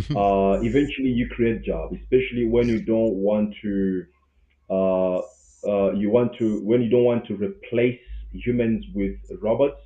Indeed. Looking at demography in Africa, so that aim of industrialization itself creates jobs. So now, I think if I had to add one thing to emphasize there, I would say that mainly the topic of development has been used as intervention of Western powers into Africa, and Indeed. that intervention is mostly always called it's always called foreign direct investment. Yes. Now, Yes. when we live in a capitalist society, and you think that foreign direct investment will develop a country, it's a mistake because in capitalist economy, people invest to get high return on the investment. Yep.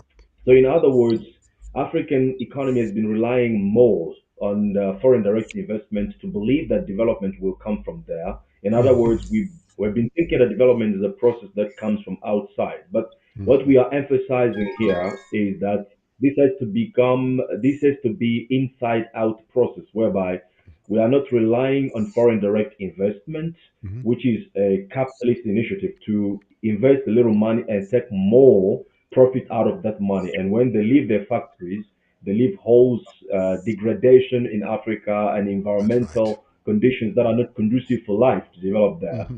which Hmm. eventually undermines the agenda of sustainable development. So, what Okay. we emphasize the initiative from within, because with Hmm. initiative from within to industrialize, we'll be looking to manage uh, sustainably our environment, our Hmm. resources, so that Hmm. we can embark in what is called sustainable development, which simply Hmm. means the exploitation of the resources by the current generations Hmm. must it must make sure that the future generation will be also able to meet their needs by exploiting or relying on the same resources.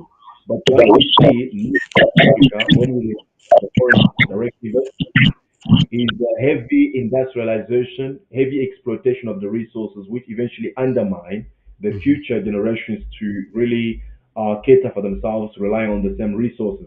So basically, that's what we are emphasizing by that, which is inside out development, which means Yes. development initiated by Africans themselves, probably Yes.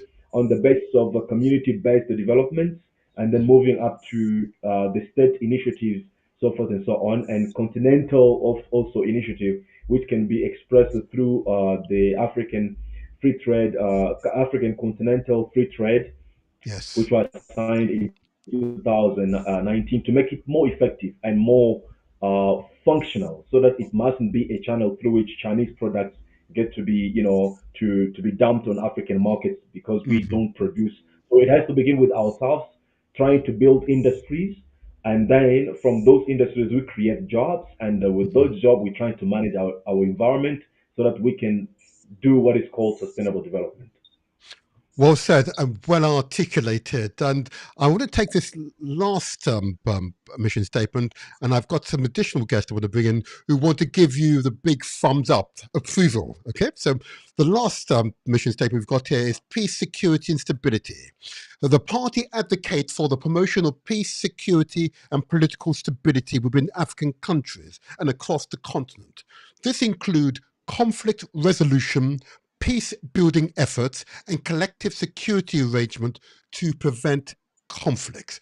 This is such an important one, and watching the developments in Burkina Faso, appreciating Captain President Ibrahim Traoré.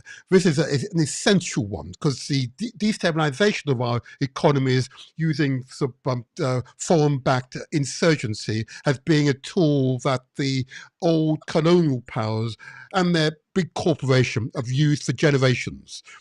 How would you prevent this? I'm not going to ask you for details, but broadly speaking, you describe how you're responding to the obvious security threats. Go ahead. Who wishes to respond? Who will respond first? All right. Think about we take it first for us then. Okay. Okay. Okay. Okay, thank you.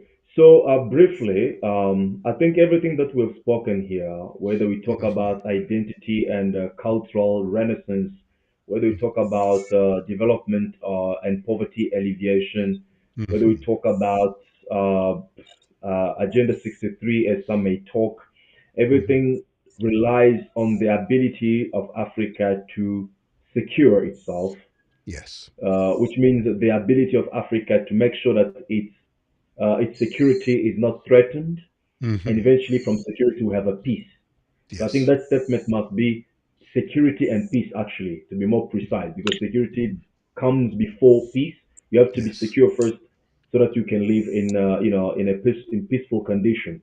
So security is a paramount for Mm-hmm. African survival, Mm-hmm. because I look at it as a person who wants to buy expensive car, for example. If he doesn't have Mm-hmm. a secure house, he will be forced to leave his car on the streets, and the thief will not. He will come at night and steal the car. So in Africa, we sometimes we want to embrace economic development and Yes. neglect security of our Mm-hmm. economy, and Yes. we may just find ourselves going to the square one, like facing the reality that Muammar Gaddafi faced, because as you may Indeed. remember, he had a lot of money, but Yes. security was lacking. And when the Western powers decided, they moved they moved onto Libya, and they stole about 400 billion. That was done by Barack Obama. 400 Mm. billion of of Libya's money, That's right. because there was no security. So ACUP believes that for peace that we are looking for to be Mm. achieved, Africa must be firstly living in the condition of security. And that Yes. implies that we need to strengthen our military capabilities, because Yes. the world in which we're living today is not governed by rule of law, is not governed by democracy, is governed by power. And the Yes. reason why we say that America is a powerful country, France is a powerful country, is not because they are intelligent more than Mm. Africans, or they have morality above what Africans have. They have none Mm. of that, none of those. What they have is the power. And that power translates into the ability of violence. They can inflict violence on other countries and Yes. destroy them. So for Yes. Africa to survive and to make sure that it's able to implement its agenda of liberation and emancipation, we Mm-hmm. need to acquire our means of power and possibly Yes. violence. And that's Yes. the only way we are able then to make sure we are living peacefully and we'll be able to silence guns on the continent, and we'll be able to do all that agenda advocates like conflict resolution, all those things. We need to have peace. I mean, we need to have power first, Yes, and power yes. will give us security. Security that give us peace, and peace that give us, the voice, audible voice in the world, and eventually we'll be able to protect our economy and everything else that we want to achieve. Thank you. Wonderfully said. And it's a stark reality. Yep. It is a stark reality. And this is why it's so vital that you young men and women, I know with you, must work in unity. And as said before, in unity is strength. Okay, in unity is strength. And in that theme, what I want to do, with your permission, is to bring in two other guests into the podcast who belong to one of your sister organizations. They're not a political party, but they understand the need for African unity, and they are required to give you fraternal approvals. Yep, we want to give you eternal approvals. I'm going to bring them in because this is going to be an important meeting, because it doesn't happen enough. It doesn't happen enough. We're going to make it happen. Yeah. This is the Motivator Show. This is where we translate our words into action, and where success is ours for the taking. Let me bring in the first of our other guests, if I may. Let's bring him in. This is going to be an important. Oh, you turn on the background. There we are. I think we've got Abu Akil, and let me bring in the other guest as well. This should be an important encounter. Good, and we've got Kananji. Good. Good morning to you both, and thank you for joining us in African Unity. In African Unity. Greetings. Can I just ask you, first of all, if I go to you, Abu, just to introduce yourself, the organization you represent, and the role that you play. Go ahead. Good day, all. I'm Abu Akil. I'm a trustee of the Global African Congress UK, which is a local chapter of an international reparatory justice organization established to progress the development of African people through the conceptualization and manifestation of reparations. Well said. Thank you so much for that. And Kananji, can I ask you just to introduce yourself, just say your name and the organizations you represent. Good day, everyone. Good day to your audience. I am Kinanji Bangara. I represent a range of organizations from the Continental Revolutionary Party, organization Mother Youth Africa, and several others. And of course, the whole purpose of our discourse today is to find unity. And in finding that unity, we find strength. Okay, and you've seen that I've started to go through this incredibly powerful organization, the African Continental Unity Party, Africa's first political party that is transcending boundaries. Okay, as Kamala beautifully articulated, it is those boundaries that was established in 1885 when it was. Okay, that created those artificial boundaries. Okay, and carved up the motherland Africa into parts of land for the whim and the jaw of primarily European countries, and that influence is still prevalent today and hindering the progression of Africa. Okay, you're all dedicated to eliminating that hindrances. Okay, and that's why I brought you all together today. I want to, if I may, if I go to you, Abu Akil, I want you to, in no more than a minute or two, I know you could do this, it's to summarize the aims, objectives of the Global African Congress. Go ahead. Yes, I'll do that. So what I'll do is essentially, the aim of the program. Yeah, I'm going to try my best. I'll quote something from our founding document. So the organization was established on the back of the 2001 Durban Declaration and Program of Action. And its primary focus is to operationalize reparations.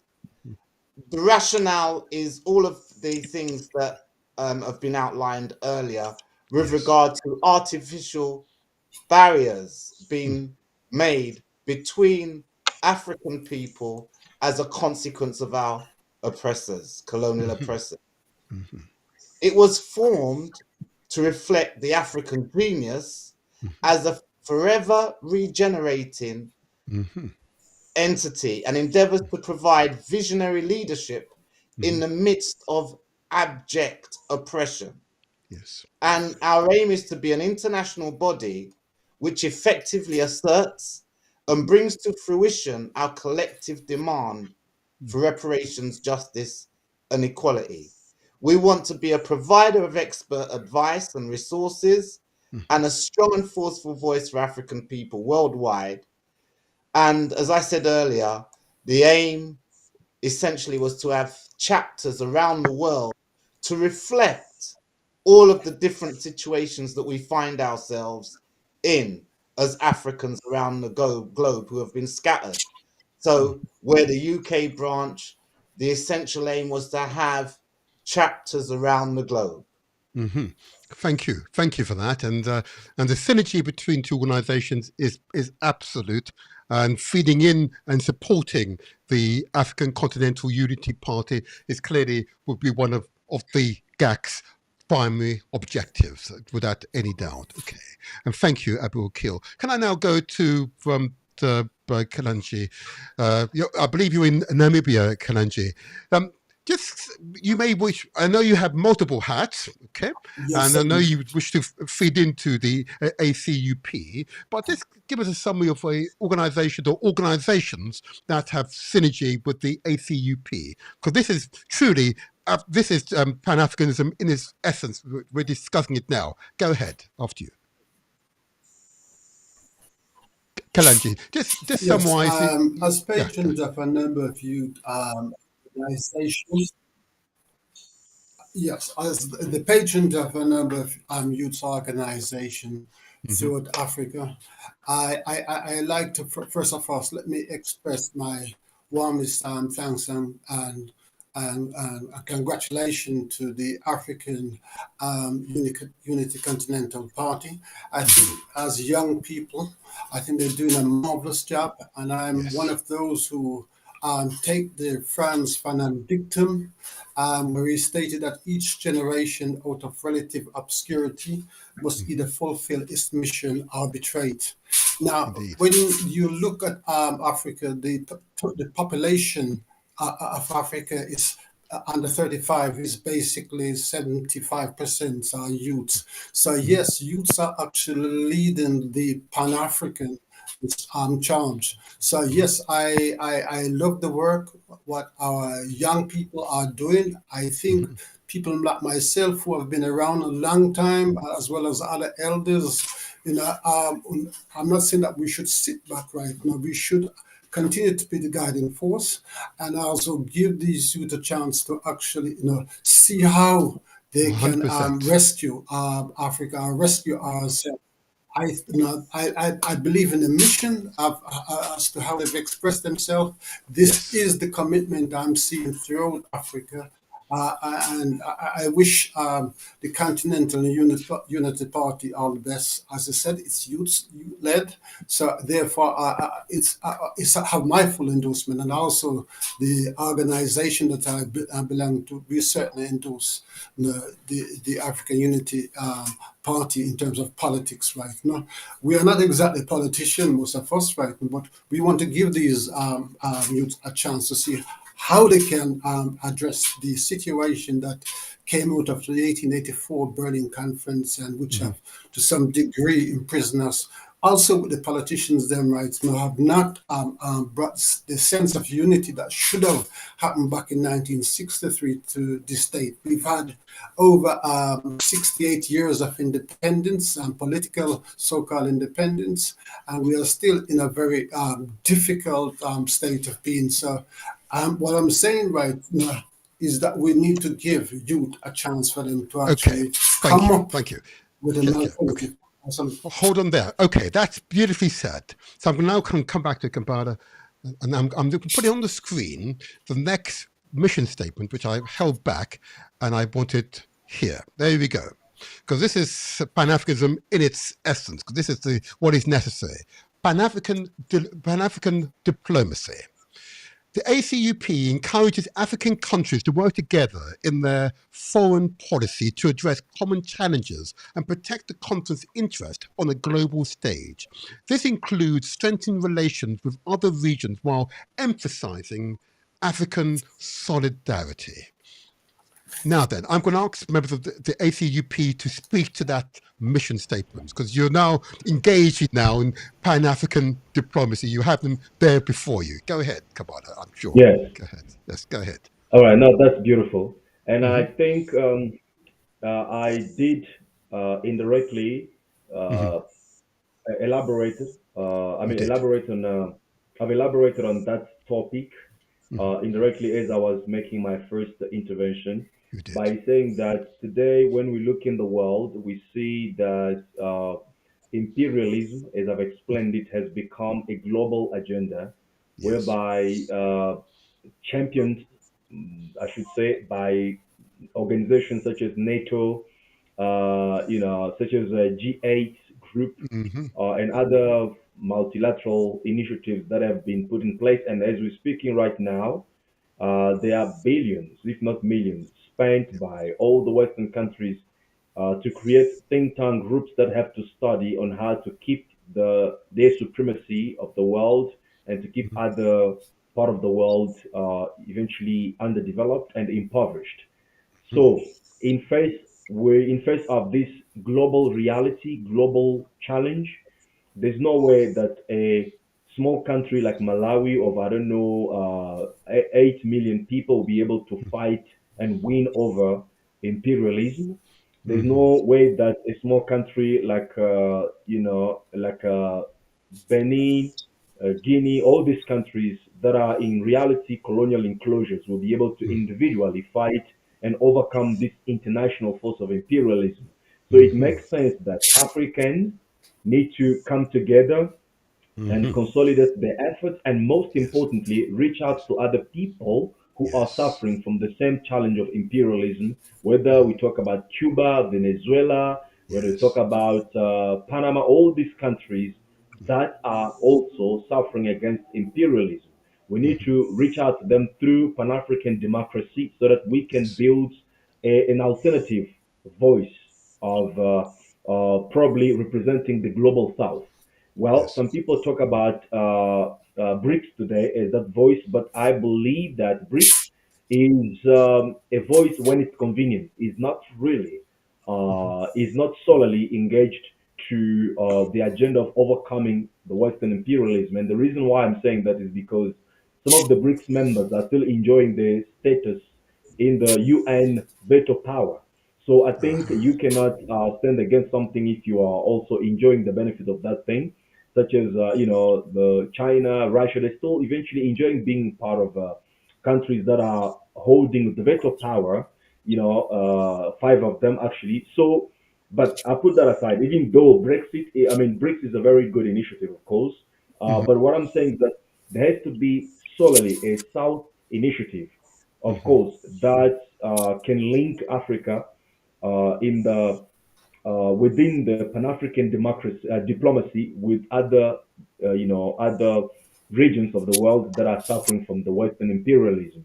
And Mm-hmm. another aspect of that to finish of Pan-African diplomacy is mostly on the foreign aid. For example, Yes. Yes. since the independence period, we have a situation whereby China, which is about 2 billion people, can come to a country of 9 million people or 7 million people like Benin and strike a deal with that country of financial aid or economic assistance, something like that. And when that country defaults or is not able to pay the Mm-hmm. loan, China can Mm-hmm. come like it did in Zambia, come and take or control over some of the infrastructures of the country, like Yes. what happened Yes. in Zambia. I think the airport was taken by Chinese, and Yes. all those things do not help us. But we look in a reality whereby instead of China to come and negotiate with one individual country, can come and negotiate with a body representing all African countries. So that's what we mean by Pan-African diplomacy. So we speak with one voice when we had to speak with other countries or other regions of the world, and we Yes. act in solidarity instead of doing things individually, believing in individual solutions which do not exist today. So that's what we So briefly mean by Pan-African diplomacy. Thank you very much. beautifully articulated, beautifully articulated. And I'm going to, I won't take any more references on that particular one, but I want to go quickly and I'm going to invite you all to comment on youth empowerment. We have discussed it, but I want to, as it's now captured here in the mission statement, the party aims to empower Africa's youth by providing them with opportunities in education, employment, and political participation. The ACUP sees the youth as the key to achieving Africa's long-term goal of unity and prosperity. I'm going to, you don't mind, I'm going to go to Kwasi. Okay, he's a young man here. Yeah. I suspect he's the youngest person here and he has a great intellect. I'm interested to hear from him first, if that's okay with you. Okay. Yeah, that's okay. That's okay. Since it's basically my area, youth empowerment. I think I'm Good. mostly being education biased here, but the youth Yes. empowerment agenda is also centered on education. You see, Yes. so opportunities in education, which will emanate in employment, and then conscientizing the young Africans on political participation. So basically, we have to give the youth relevant education in an African-centered curriculum, as it has been reiterated severally by Molefe Kete Asante, a great African Pan-African scholar. You see, Yes. so an African-centered curriculum is supposed to nurture potentials and talent. You remember those days when we were living in our rural communities? Normally, in ancient African societies, when your father was a hunter, you definitely it's a 90% chance of growing up to become a hunter, isn't it? Or if Yes. your Yes. father was a blacksmith, there was a 90% chance of becoming a blacksmith. But this is a formal system that should give opportunities to the young African. So I normally say that our curriculum does not really nurture potentials as it's supposed to be. I'm a teacher, so I like using my classroom, for example. I've taught several students who had great potentials in sports, who had great potentials in other areas like engineering, but simply because of the fact that they might have failed 2 or 3 papers in their basic education examination or WASI West African Certificate examination, their dreams are shattered, they can't move on, and they seem hopeless. And then they have to find other means to survive on the continent. And the best they can do is to try to travel abroad to see greener pastures. So the narrative must change with our education system. That we have to make sure that we identify potential. No child is useless. We rather use them less. So we have to identify the potentials of everybody, every child in our classroom, and know where they best fit. So I Yes. had a student who was extremely good in athletics. During inter-school competitions, neighboring communities all come just to watch that child. But this is a child who cannot articulate herself in English. This is a child who cannot perform any serious arithmetic or calculation. What do we do to such child? We need to Yes. carve a trend for the child, make sure we develop her potential through the formal system. It's not always the case that it should be informal. We could Yes. have a formal system that will train these young ones who have great potentials so that in essence will lead to job creation. I tell you, in Africa, we have the research shows that majority of the population is youthful. That means we have great potential. So we have Yes. to tap into the potential, nurture these potentials, despite all their inabilities or sorry, their deficiencies, and make sure that we propel them into greatness so that they feel worth and useful to participate in the entire African economy as a whole. And with political Okay. participation, yes, we have to begin that from the grassroots. Put into their minds the need to participate politically in African affairs. And that will only happen when we get close to them and fix them in the school curriculum. When it's in the school curriculum, formally in the school curriculum, in the communities, we are encouraging young people to form associations, groups to support and promote environmental sustainability and all these things. We are helping them to participate in the body politics of their country. When they grow up, Yes. who knows? Maybe I believe in planting the seed now, Yes. in putting Yes. seed down there. Who knows? Maybe if African unity is not achieved in our years, in the subsequent years, the next generation could achieve it because of what we have planted in them. So youth empowerment is key, as we have reiterated 3 main points: education, opportunities in education, employment, and then political participation. That's the way to Thank you. go. Thank you so much. Well articulated, well articulated. And if I may go to you, Kalanji, you reference youth development and empowerment in your intro. I'm now going to invite you to elaborate further, and you might want to give examples where you have, working with young people and others, made that difference. Yes, thank you for that question. What is important, right? We've recognized this is the youth that we need to change strategies.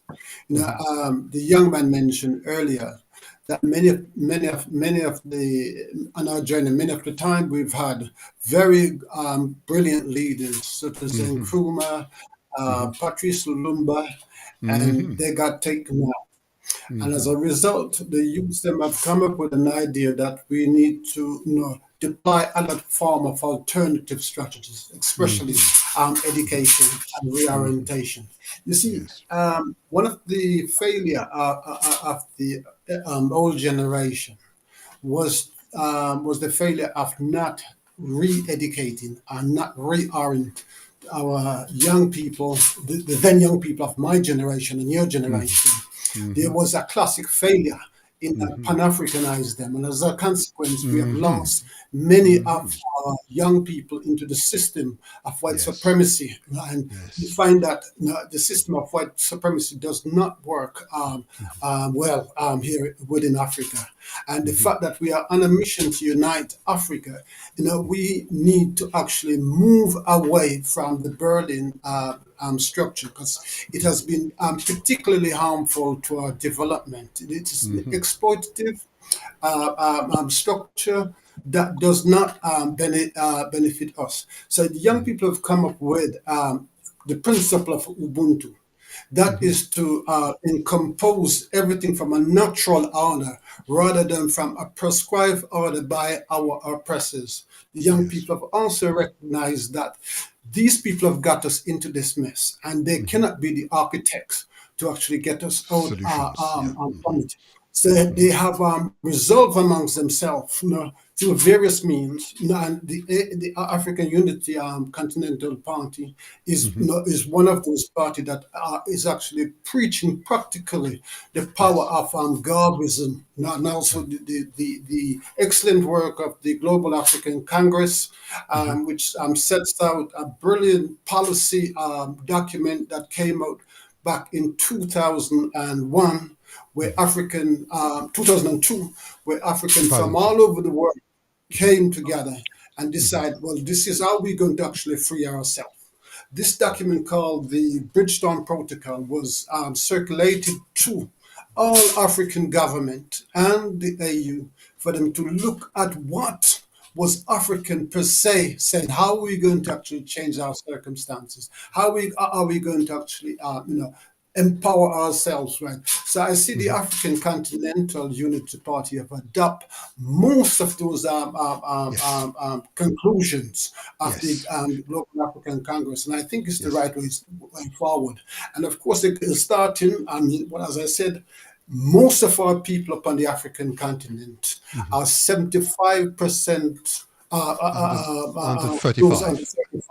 That is a massive number, So we have to actually stand aside, in some respect, give them some latitude, and actually look how can we change, remove that system that does not work, or favor the current interests of African and certainly the futuristic interests of our people. Thank you, Kalanji. Can I hold there? Thank you for that, because that is beautifully articulated. 100% support for the African Continental Unity Party, Africa's first political party transcending boundaries. Abu Akil, what would you say in respect of this particular mission, the youth empowered mission as on screen? I think for me, it is very challenging, this whole idea of what constitutes a youth and what constitutes an adult. So we come down to real basics. So I sit here and I hear everything and I say to myself, at what point in my life did I shift from being a youth to an adult and an elder?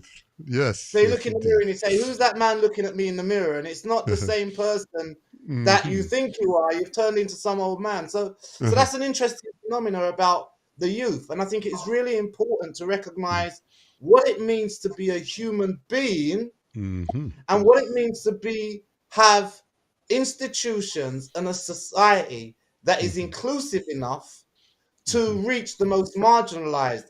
And as our younger brother said, as a teacher, it's critical to recognize that not everybody has the same resources and has the same access to information and has the same way of responsiveness to Indeed. information.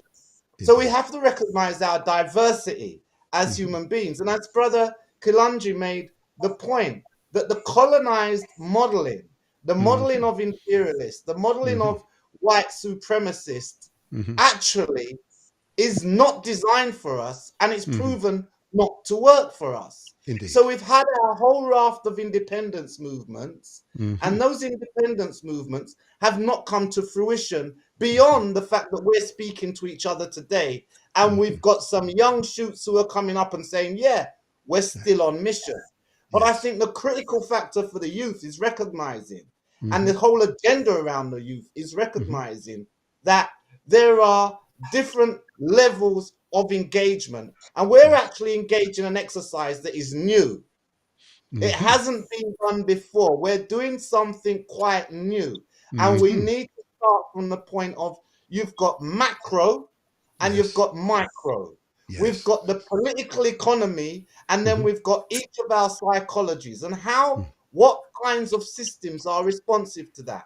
Now, the people who are long in the tooth know that historically African systems had ways for ensuring not only the male and female connect together, which is one of the important things in terms of our vision as an organization and our constitution, that it needs to be male and female driven. So in our traditional system, they were matriarchal essentially. Most of the systems on the African continent were matriarchal. We now find ourselves in a position where we have patriarchal systems. So that's one element around how we organically connect. Another element of how we organically connect is about how we actually define what we are. You know, that whole thing about being an African. And that's been one of the greatest challenges that we face, that many people would say, well, I'm in the UK here.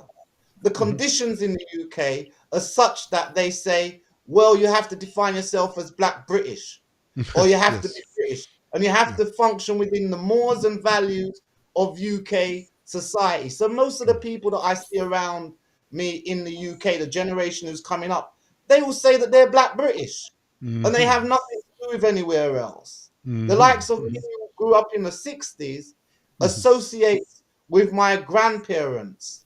And so there's a much wider and international agenda. So what I see in terms of what these young people are doing in terms of saying, look, we want to be at the forefront of the change.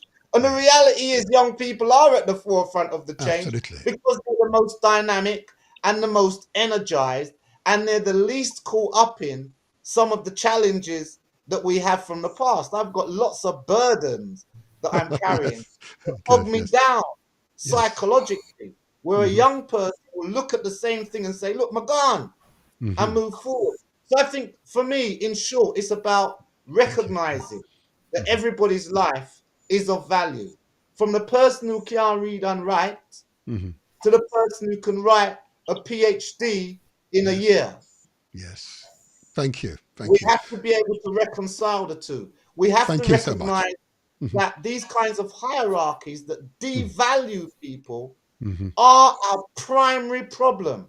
Our primary problem as African people is the construct of race that says that we, as Africans, are less than people who are so-called white.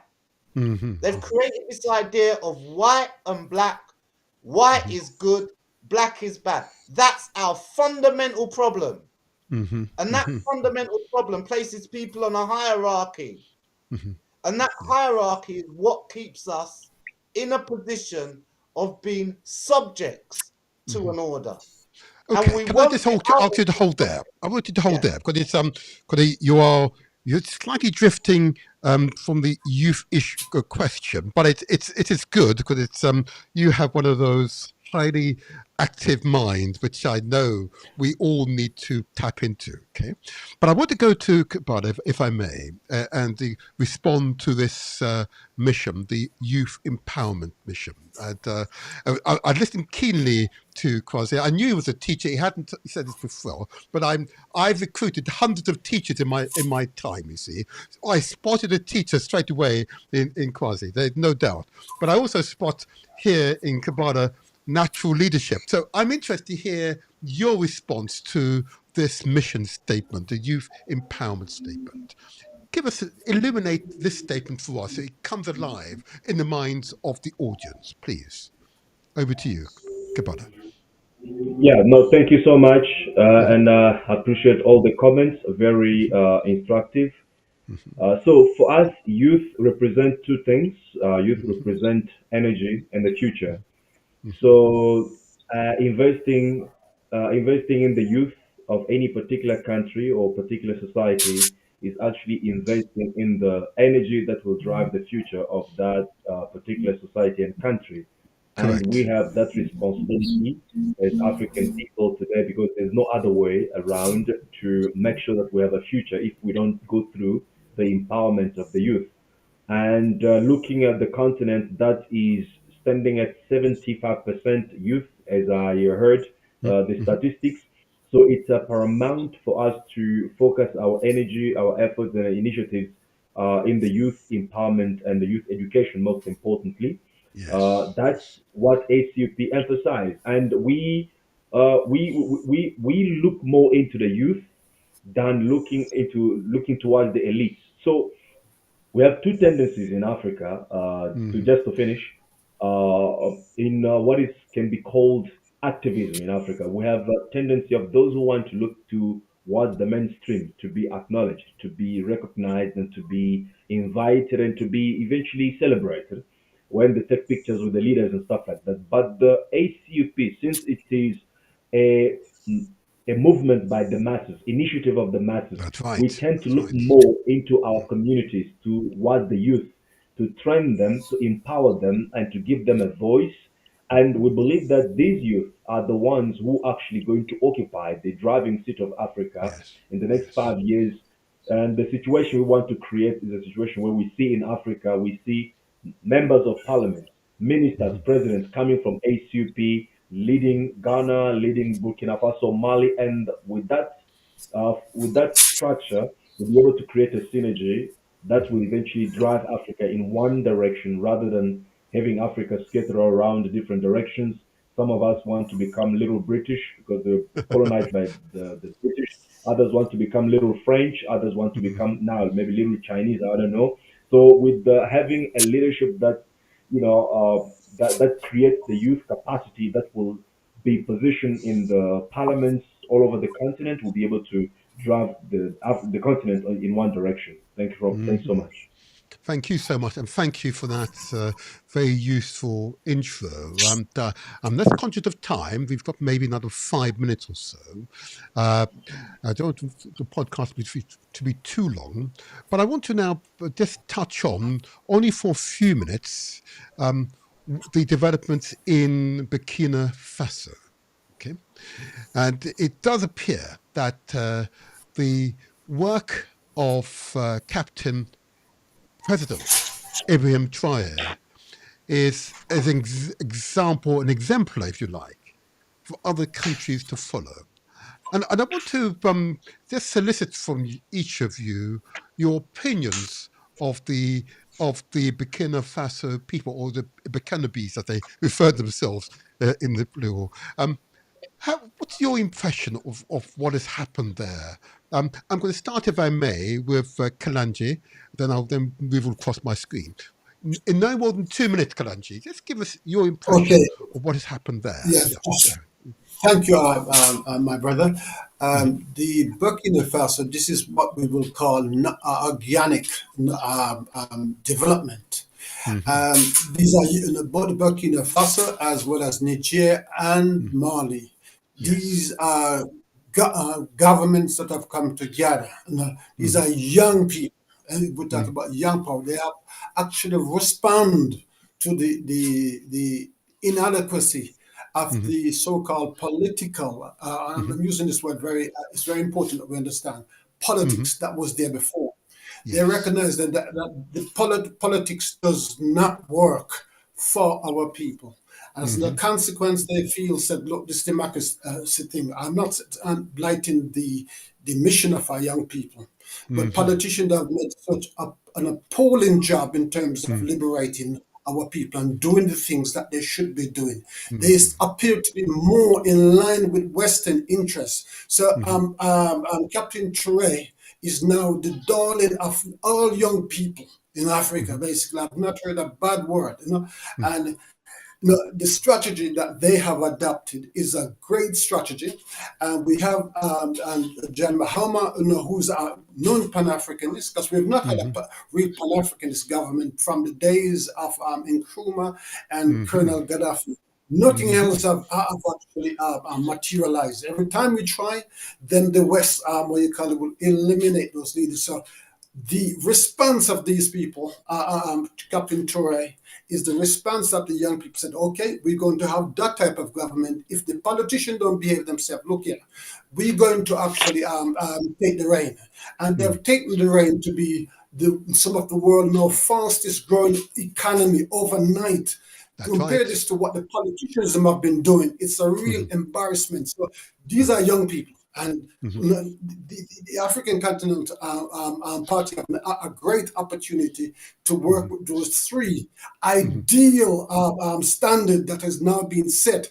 This is not the standard of the AU. This is not the standard of the UAA. This is an organic standard, and we are about to see something very powerful. So the African Unity Continental Party must work in alliance with other group such as the Bucking Bee people and others who will be adopting, because this year 2025 promised to be a watershed in the development of where we as a people are going. So I salute those three and African Unity. Well said.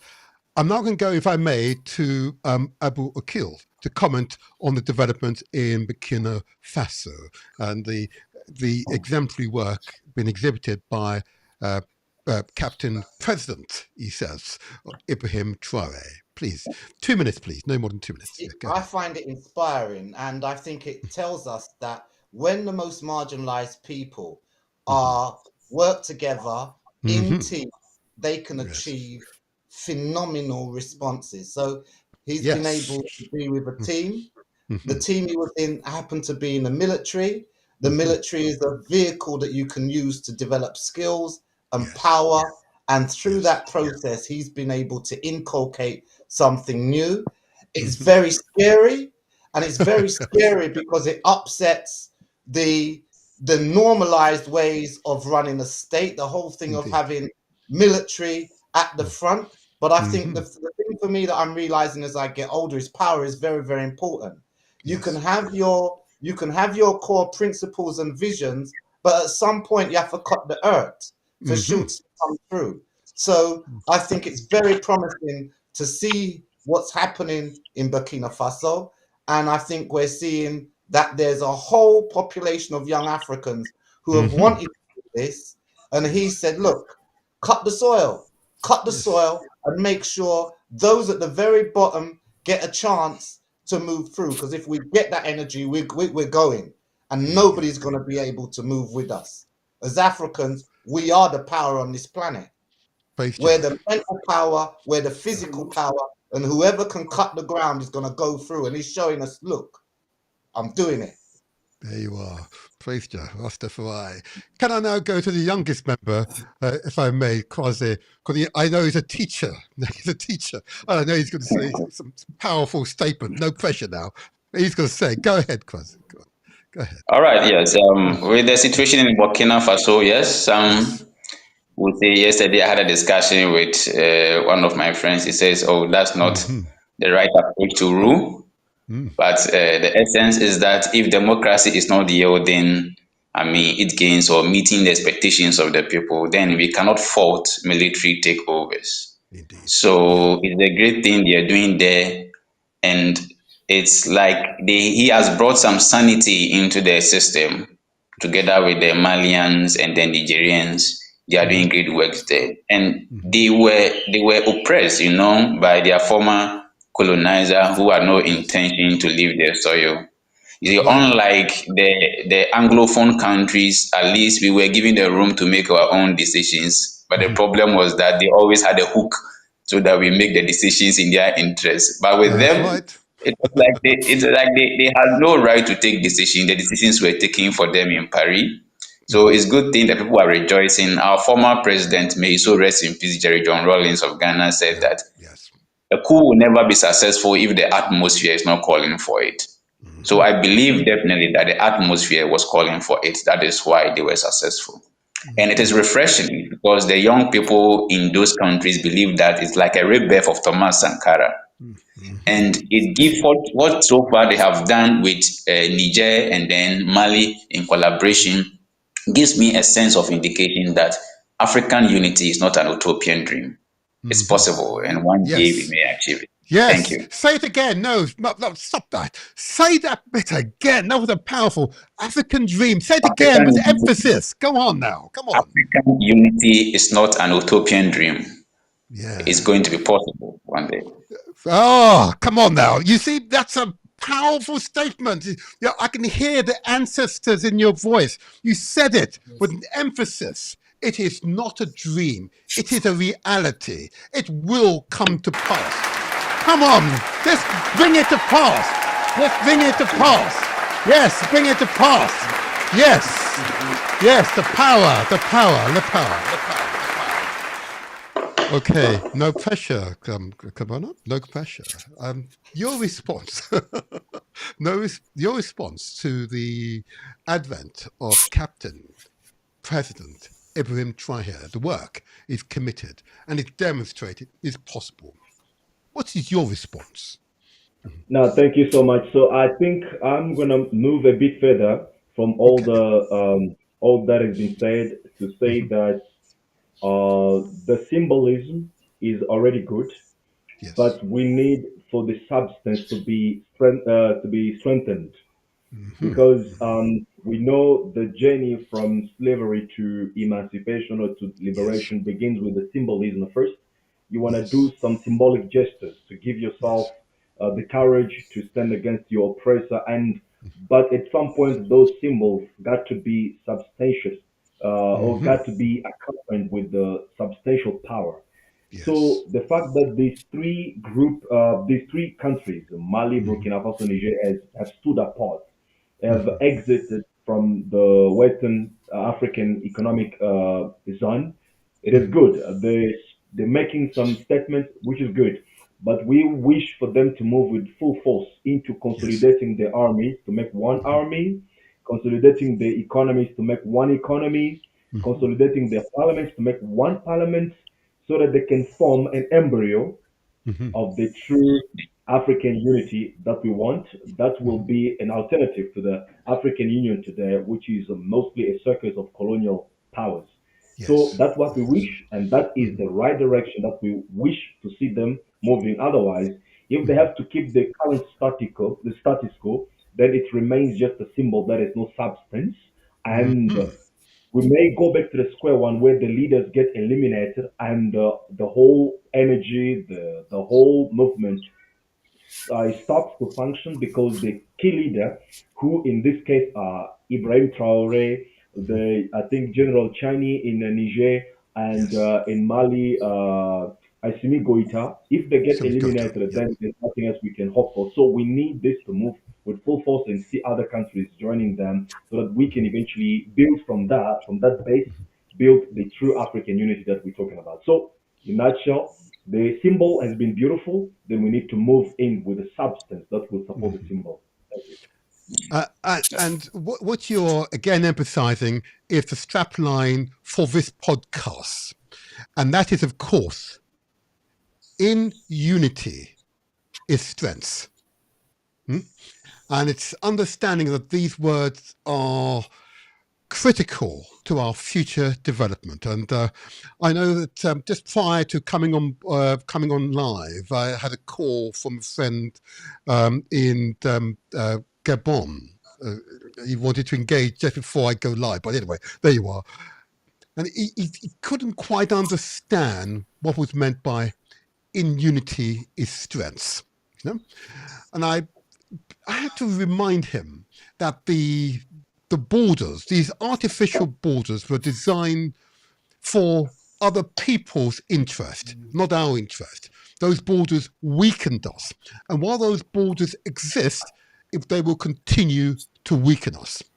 And therefore, we need a new thinking, a new understanding of what is African, what is the right configuration for our peoples, okay?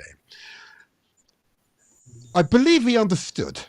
He's listening now. I believe he understood.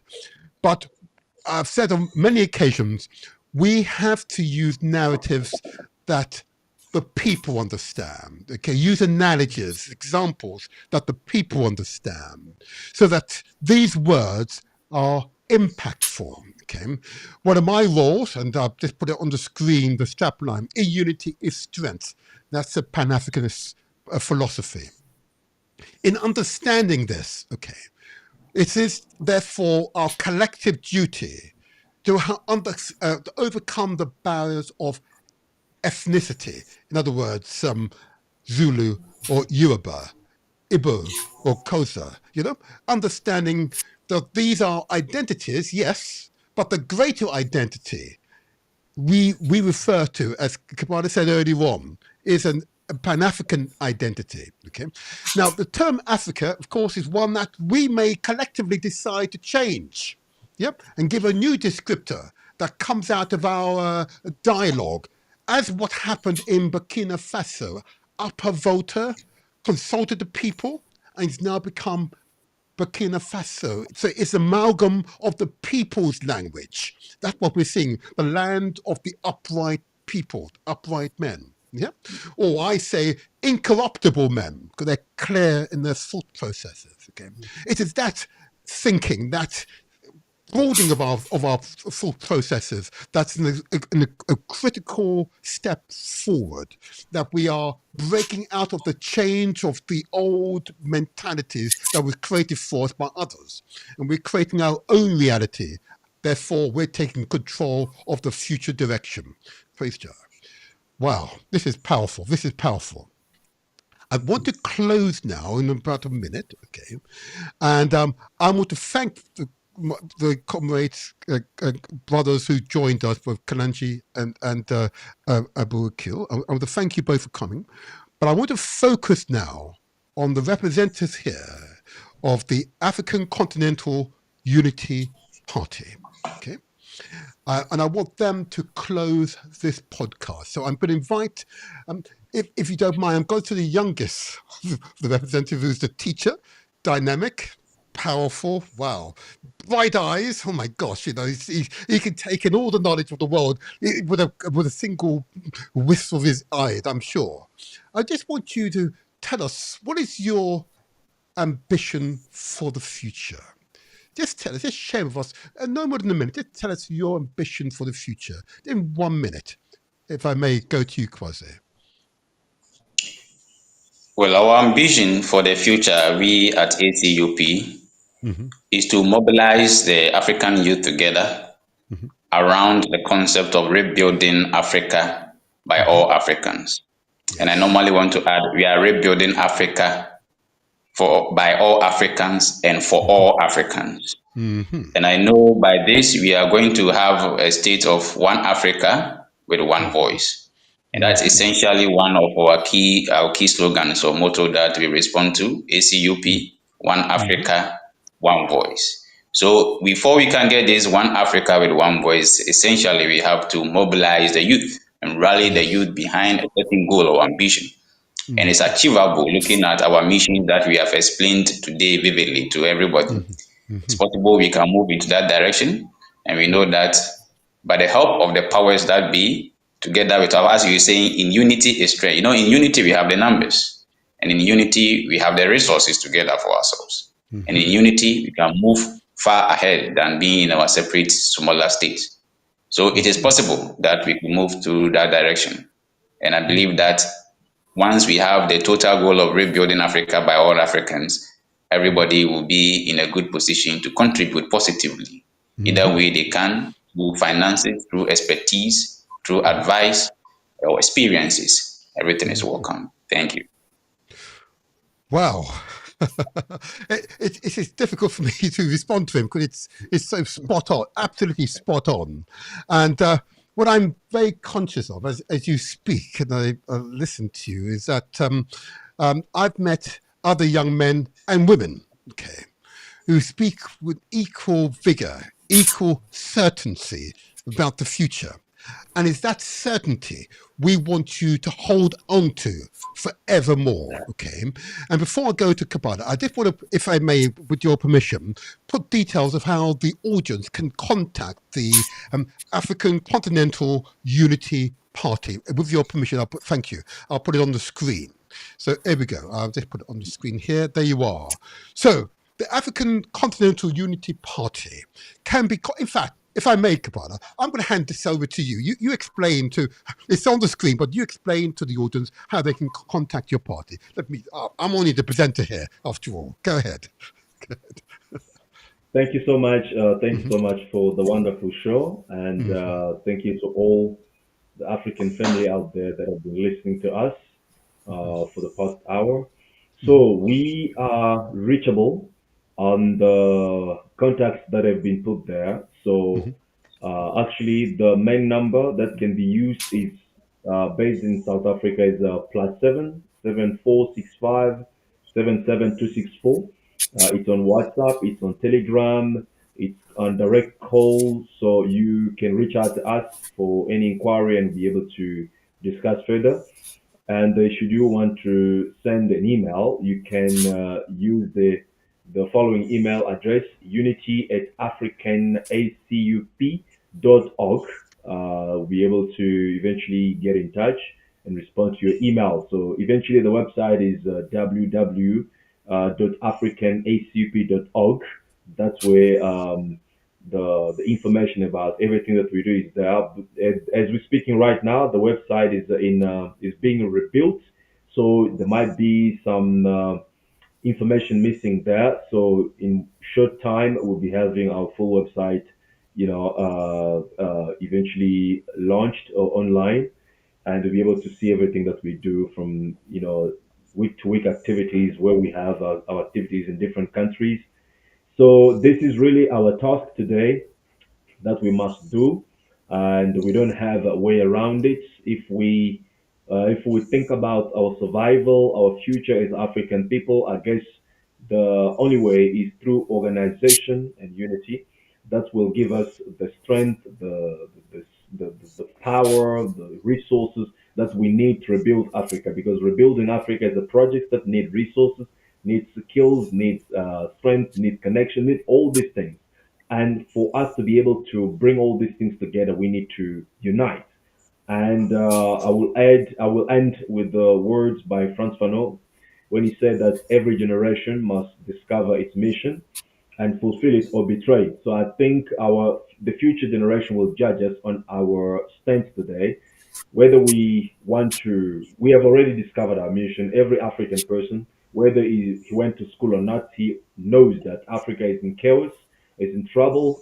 The resources in Africa are leaving the continent on daily basis to build the Western world or the Eastern world, while in Africa we are facing a rampant unemployment, a healthcare collapsing, education system that is not really up to date, and all these conditions that we know. So our mission is known today is to rebuild Africa as a global power base. So the point is, individually, are we standing with those who betray this mission, or do we want to stand with those who fulfill this mission? I guess I'll leave this question to all African people that have been listening to us. And if you decide to fulfill the mission, I invite you to join any organization that is working, truly working for the rebuilding of Africa. If you don't have one, join ACUP. If you are in any organization, let us unite our organizations, work together in synergy. That's the only way we are able to make the significant change that we want, because we cannot talk about unity if us, the leaders, are not even united. So it is time now to unite and to unite our organizations to create a greater impact for the better of Africa and the better of our future. Thank you very much. We appreciate you for the time. Thank you very much. We appreciate your time. Thank you for sharing with us the vision of the African Continental Unity Party, a manifestation of the Pan-African history that has borne many leaders and visionaries. And here is the manifestation of their vision for the future. I want to thank you all for your contribution to this podcast today. Spread the word, because the word is infectious. Good day to you all. Good day to you all. Pleasure. Thank you. Pleasure. Thank you. Empower. There you go. Wow. Oh, thank you. Empower. Thank you. Wow. Now, was that something? Wasn't that inspirational? Wasn't that an example of Pan-Africanism in its essence? Africans working together in common aim and common purpose, understanding the only way forward is to work collaboratively. Yeah. The ideas that Africa will find genuine economic strengths, independence by individual countries working by themselves is clearly totally disbanded. That idea, that notion should be disbanded. Only working collectively, in close collaboration, is that possible. I know in some countries there are communities that want to pull away from the original governments there. That's understandable, provided the mission ultimately is to work in collaboration as equal partners in this greater endeavor. Oh yeah, then that makes sense. This podcast, of course, is designed to provide useful information, to therefore use that information as a basis for empowerment. Okay, and once you are empowered, anything is possible. There is no limitation on your vision, your imagination. Anything is possible. And be aware that you are your only limitation. Okay, you are your only limitation. I'm going to put this up again, just to remind the strapline for this show. Cool. In unity is strength. That is the Pan-African philosophy that guides these podcasts. In unity is strength. Yeah, the hyper-individualism that has been promoted in other places, that's a death knell. Yep, that's the death knell. Yeah, in unity is strength. And before I go, I just want to remind you, if you haven't subscribed, or please subscribe to our YouTube channel or indeed our Facebook pages, please subscribe. Leave a comment or give us a thumbs up. It's really essential. It helps those AI minds to spread the word to tens of millions of people who have yet to hear these messages. Okay, it is really important to us. But for us to move forward, I want you to appreciate what has happened today. It has been earth-shattering, earth-moving. And if you were not here at the beginning of the show to watch the intro video, I want to commend it to you now. So don't go away. Watch the intro video. It is jam-packed full of useful information. It will be transformative. It will be transformative.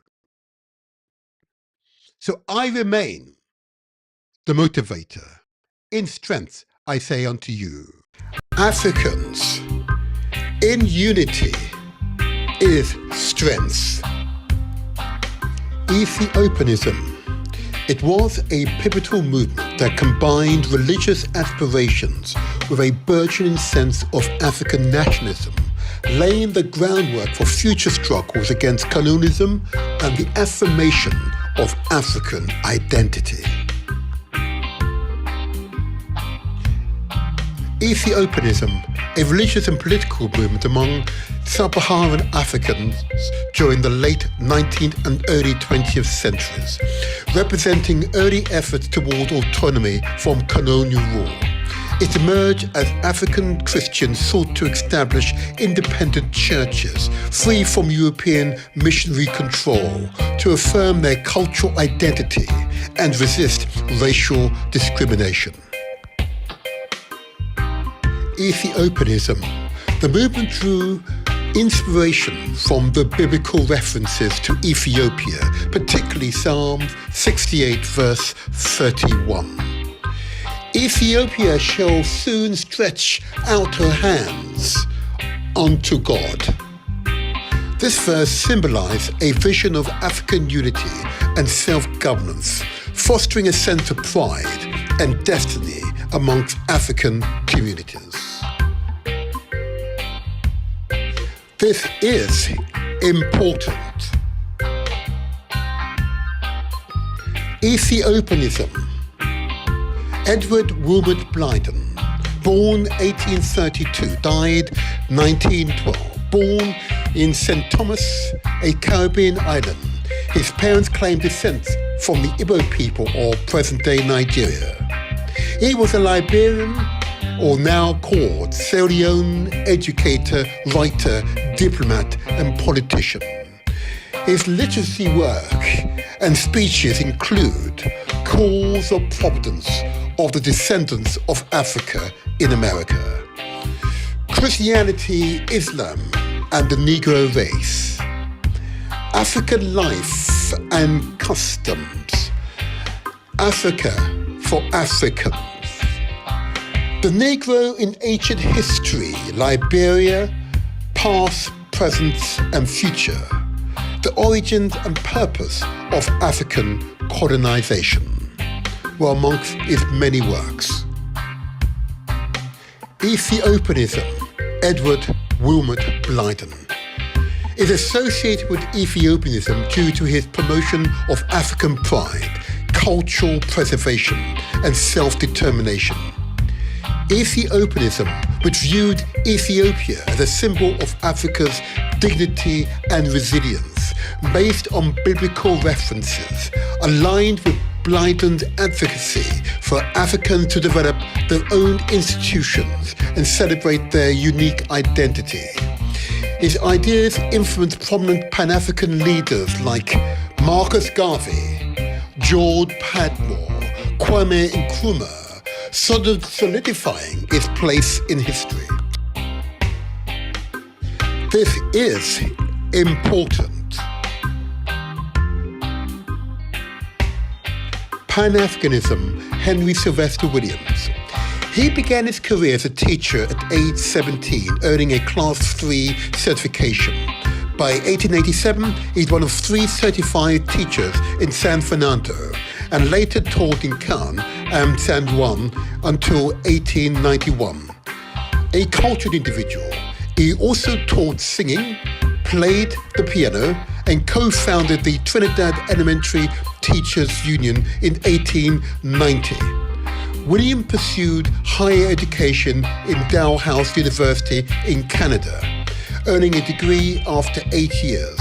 He later studied law at Gray's Inn in London and became a barrister, practicing primary at the Old Bailey before being admitted to the Supreme Court of Cape Colony.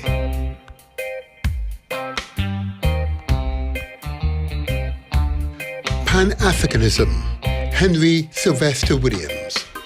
He is recognized for his pivotal role in the Pan-African movement, notably organizing the first Pan-African Conference in 1900. While Ethiopianism, a religious and political movement that emphasized African self-worth and independence, often inspired by biblical references to Ethiopia, Henry Sylvester Williams' contributions are more directly associated with Pan-Africanism, focusing on uniting peoples of African descent to address global issues of colonialism and racial discrimination. This is important. Ethiopianism to Pan-Africanism. African proverb. If we stand tall, it's because we stand on the shoulders of many ancestors. This proverb teaches us the importance of studying the past to derive lessons from it for purpose of shaping our future. It reminds us that we are who we are because of those who've come before us.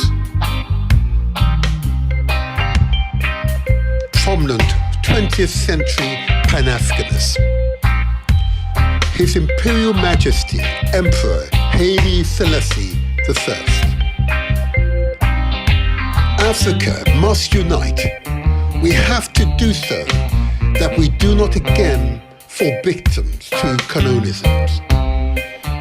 As Ethiopia was one of the only African nations to successfully resist colonization, Haile Selassie provided a moral and material support to various African liberation movements. Ethiopia, under his leadership, served as a symbol of African independence and resilience. He was a prominent advocate for Pan-African ideals throughout his reign. His efforts significantly contributed to the unity and liberation of African nations. Here are some key aspects of his role in promoting Pan-Africanism.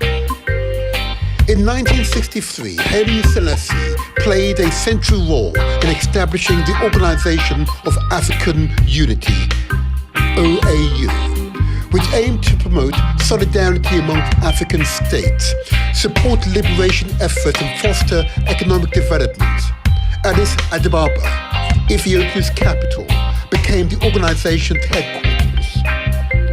Haile Selassie became a global symbol for African pride and independence, inspiring leaders like Kwame Nkrumah, Jomo Kenyatta, Julius Nyerere. He was also revered by the Rastafarian movement, which viewed him as a messianic figure promoting African liberation and empowerment. Prominent 20th century Pan-Africanist, Marcus Garvey. Marcus Garvey was born on August 17, 1887 in St. Anne's Bay, a town located on the north coast of Jamaica. Garvey founded the UNIA in 1914 in Jamaica, which became the largest global organization promoting Pan-African ideals. The UNIA aimed to unite Africans worldwide and advocated for economic independence, self-determination, and the establishment of a unified Africa. In 1919, Garvey launched the Black Star Line, a shipping company designed to facilitate trade and transportation between Africa and the African diaspora. Although the company faced financial and operational challenges, it symbolized Garvey's commitment to African economic empowerment. Garvey used biblical references to Ethiopia and Africa as a symbol of resilience and redemption for black people. His emphasis on Ethiopia resonated with Ethiopianism and reinforced the vision of a free and united Africa. Garvey organized international UNIA conventions, such as the 1920 convention in New York, where the Declaration of the Right of Negro Peoples of the World was adopted. This document outlined the aspirations for racial equality, self-determination, and African independence. Prominent 20th century Pan-Africanist, Kwame Nkrumah. He was born on September 21st, 1909 in Nkrumah, a small village in the western region of the Gold Coast, now modern-day Ghana. Kwame Nkrumah actively participated in Pan-African congresses. including the 5th Pan-African Congress in Manchester in 1945, which galvanized the decolonization movement. He worked closely with other Pan-African leaders such as W.E.B. Du Bois, George Padmore, and Julius Nyerere. He led Ghana, then the Gold Coast, to independence in 1957, making it the first sub-Saharan African country to achieve freedom from colonial rule.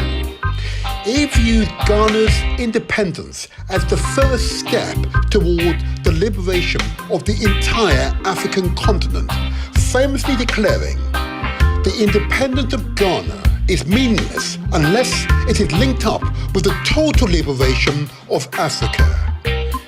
He envisioned a united Africa with a single government, army, and economic system.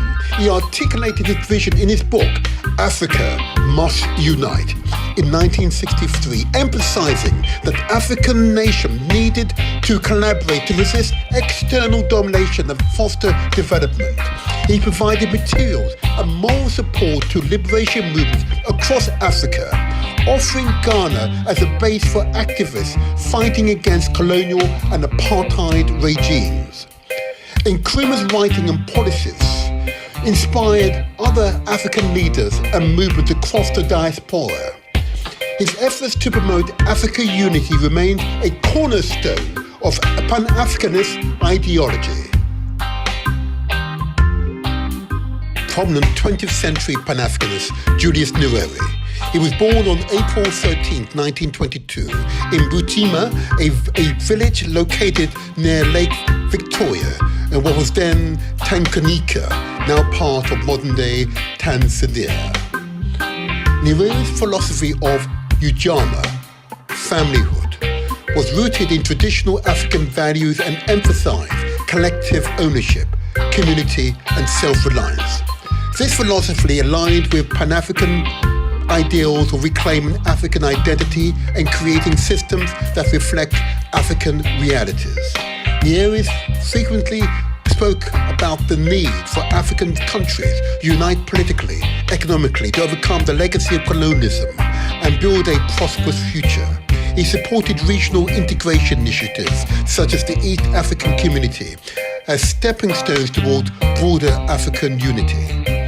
Under Nyerere's leadership, Tanzania invested heavily in education with the goal of building a conscious and united African citizenry.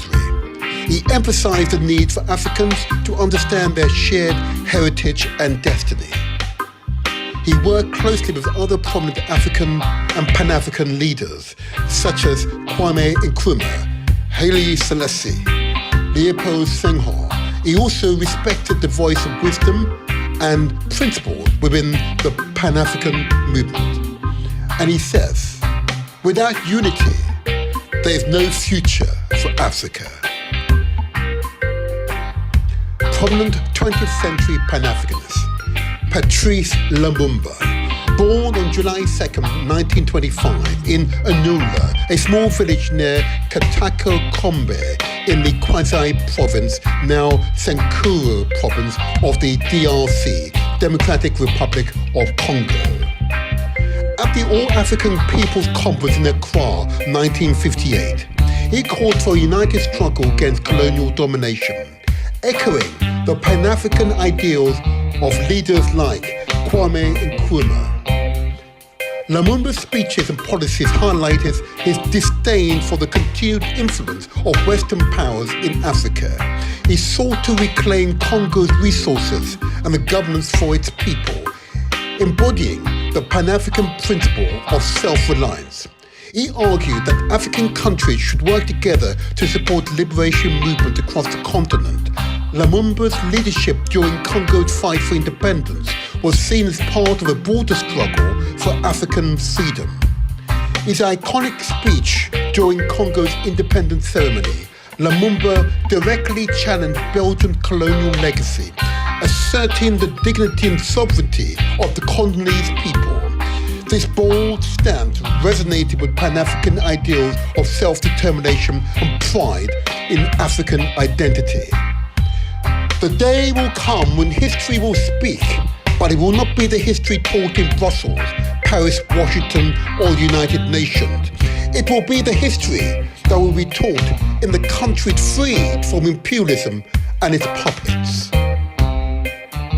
Prominent 20th century Pan-Africanist Winnie Mandela, born on September 26 in 1936 in Bizana, a small town in the Eastern Cape province of South Africa.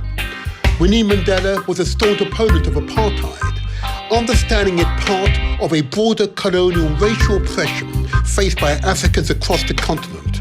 She consistently connected the liberation of South Africa to the wider African struggle for freedom and justice. She expressed solidarity with other liberation movements in Africa, such as those in Zimbabwe, Namibia, Angola, and Mozambique. She believed in a unified African front against imperialism and colonial legacies. After the end of apartheid, she remained vocal about issues affecting African nations, such as poverty, inequalities, and neo-colonialism, emphasizing the need for African nations to work together to address these challenges. Winnie Mandela's life and activism exemplified the principle of Pan-Africanism. Her dedication to the liberation of South Africa was part of a larger commitment to the freedom and unity of African peoples, making her an enduring symbol of resistance and solidarity in the Pan-African movements. This is important. Prominent 21st century Pan-Africanist. Demotivatorshow. Success is ours for the taking. In an up-and-coming episode, we will feature prominent 21st century Pan-African leaders. However, in this episode, we'll focus on Burkina Faso as an example, highlighting President Ibrahim Traore's leadership, which we believe should be emulated across the African continent. Prominent 21st century Pan-Africanist, Thomas Sankara.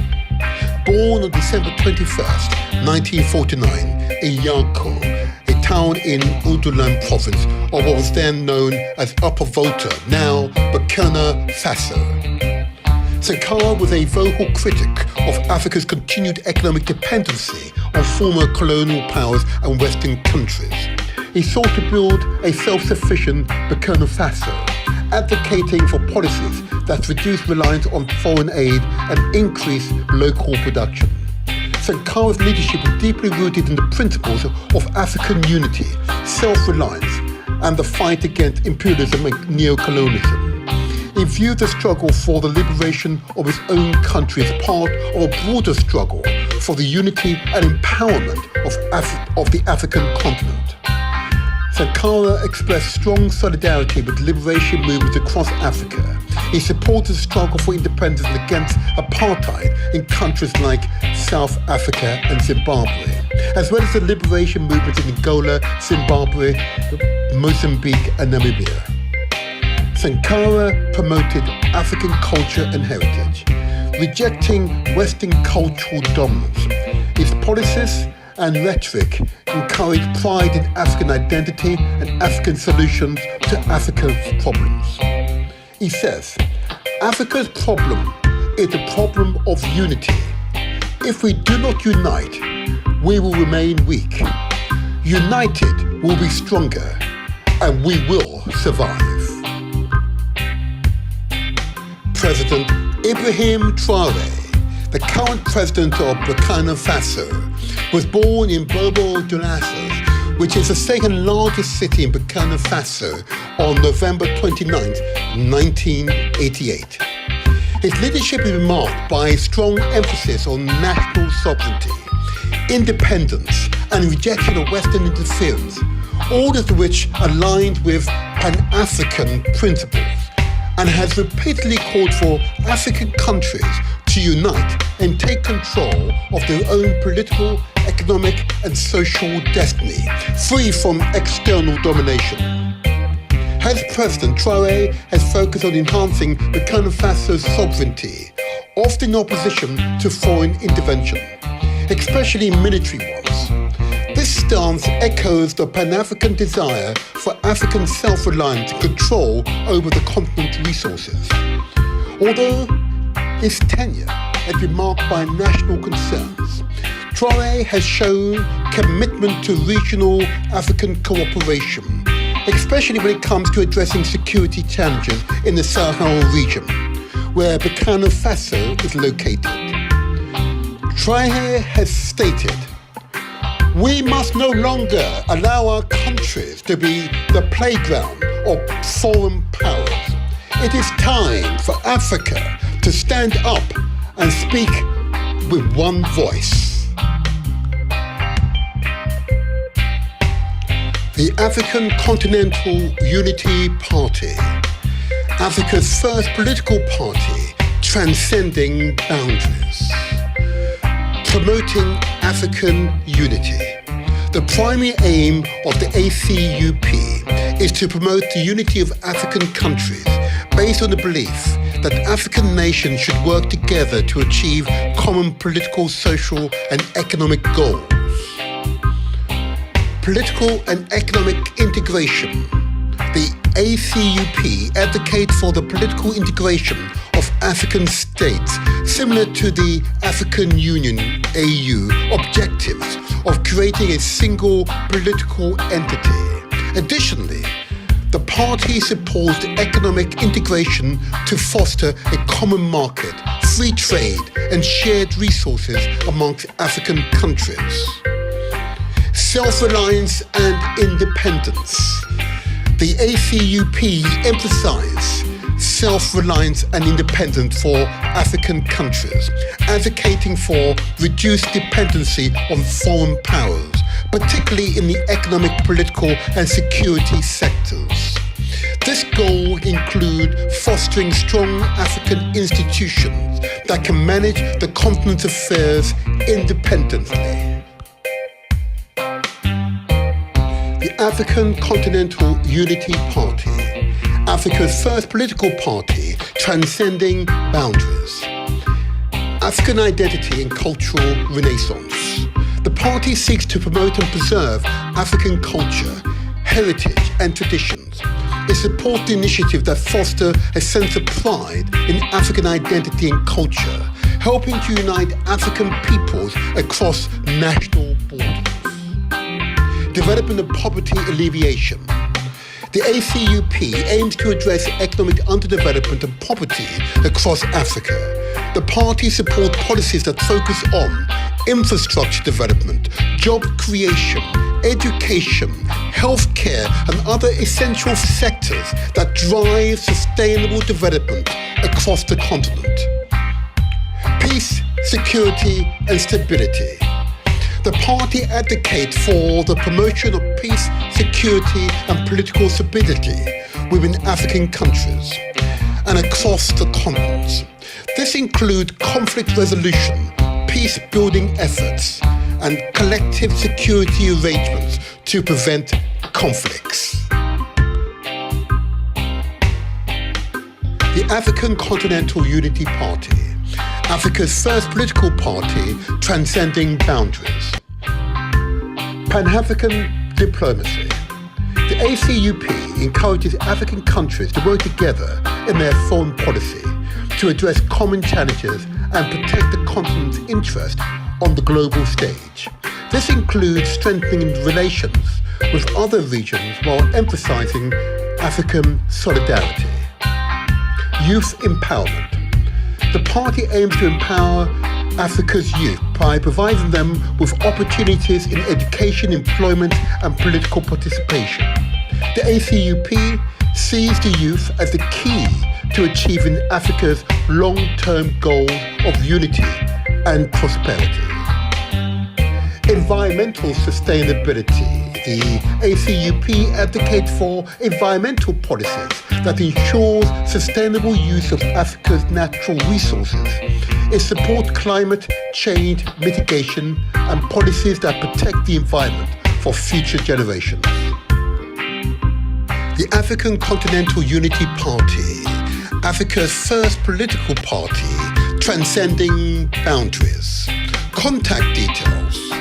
Website address www.africanacup.org.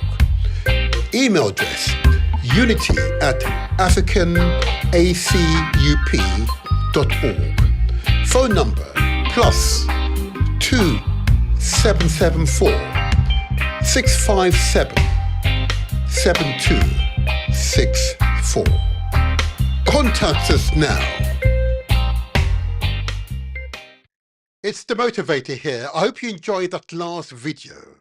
Have you given us a thumbs up? Have you made a comment? And don't forget to subscribe.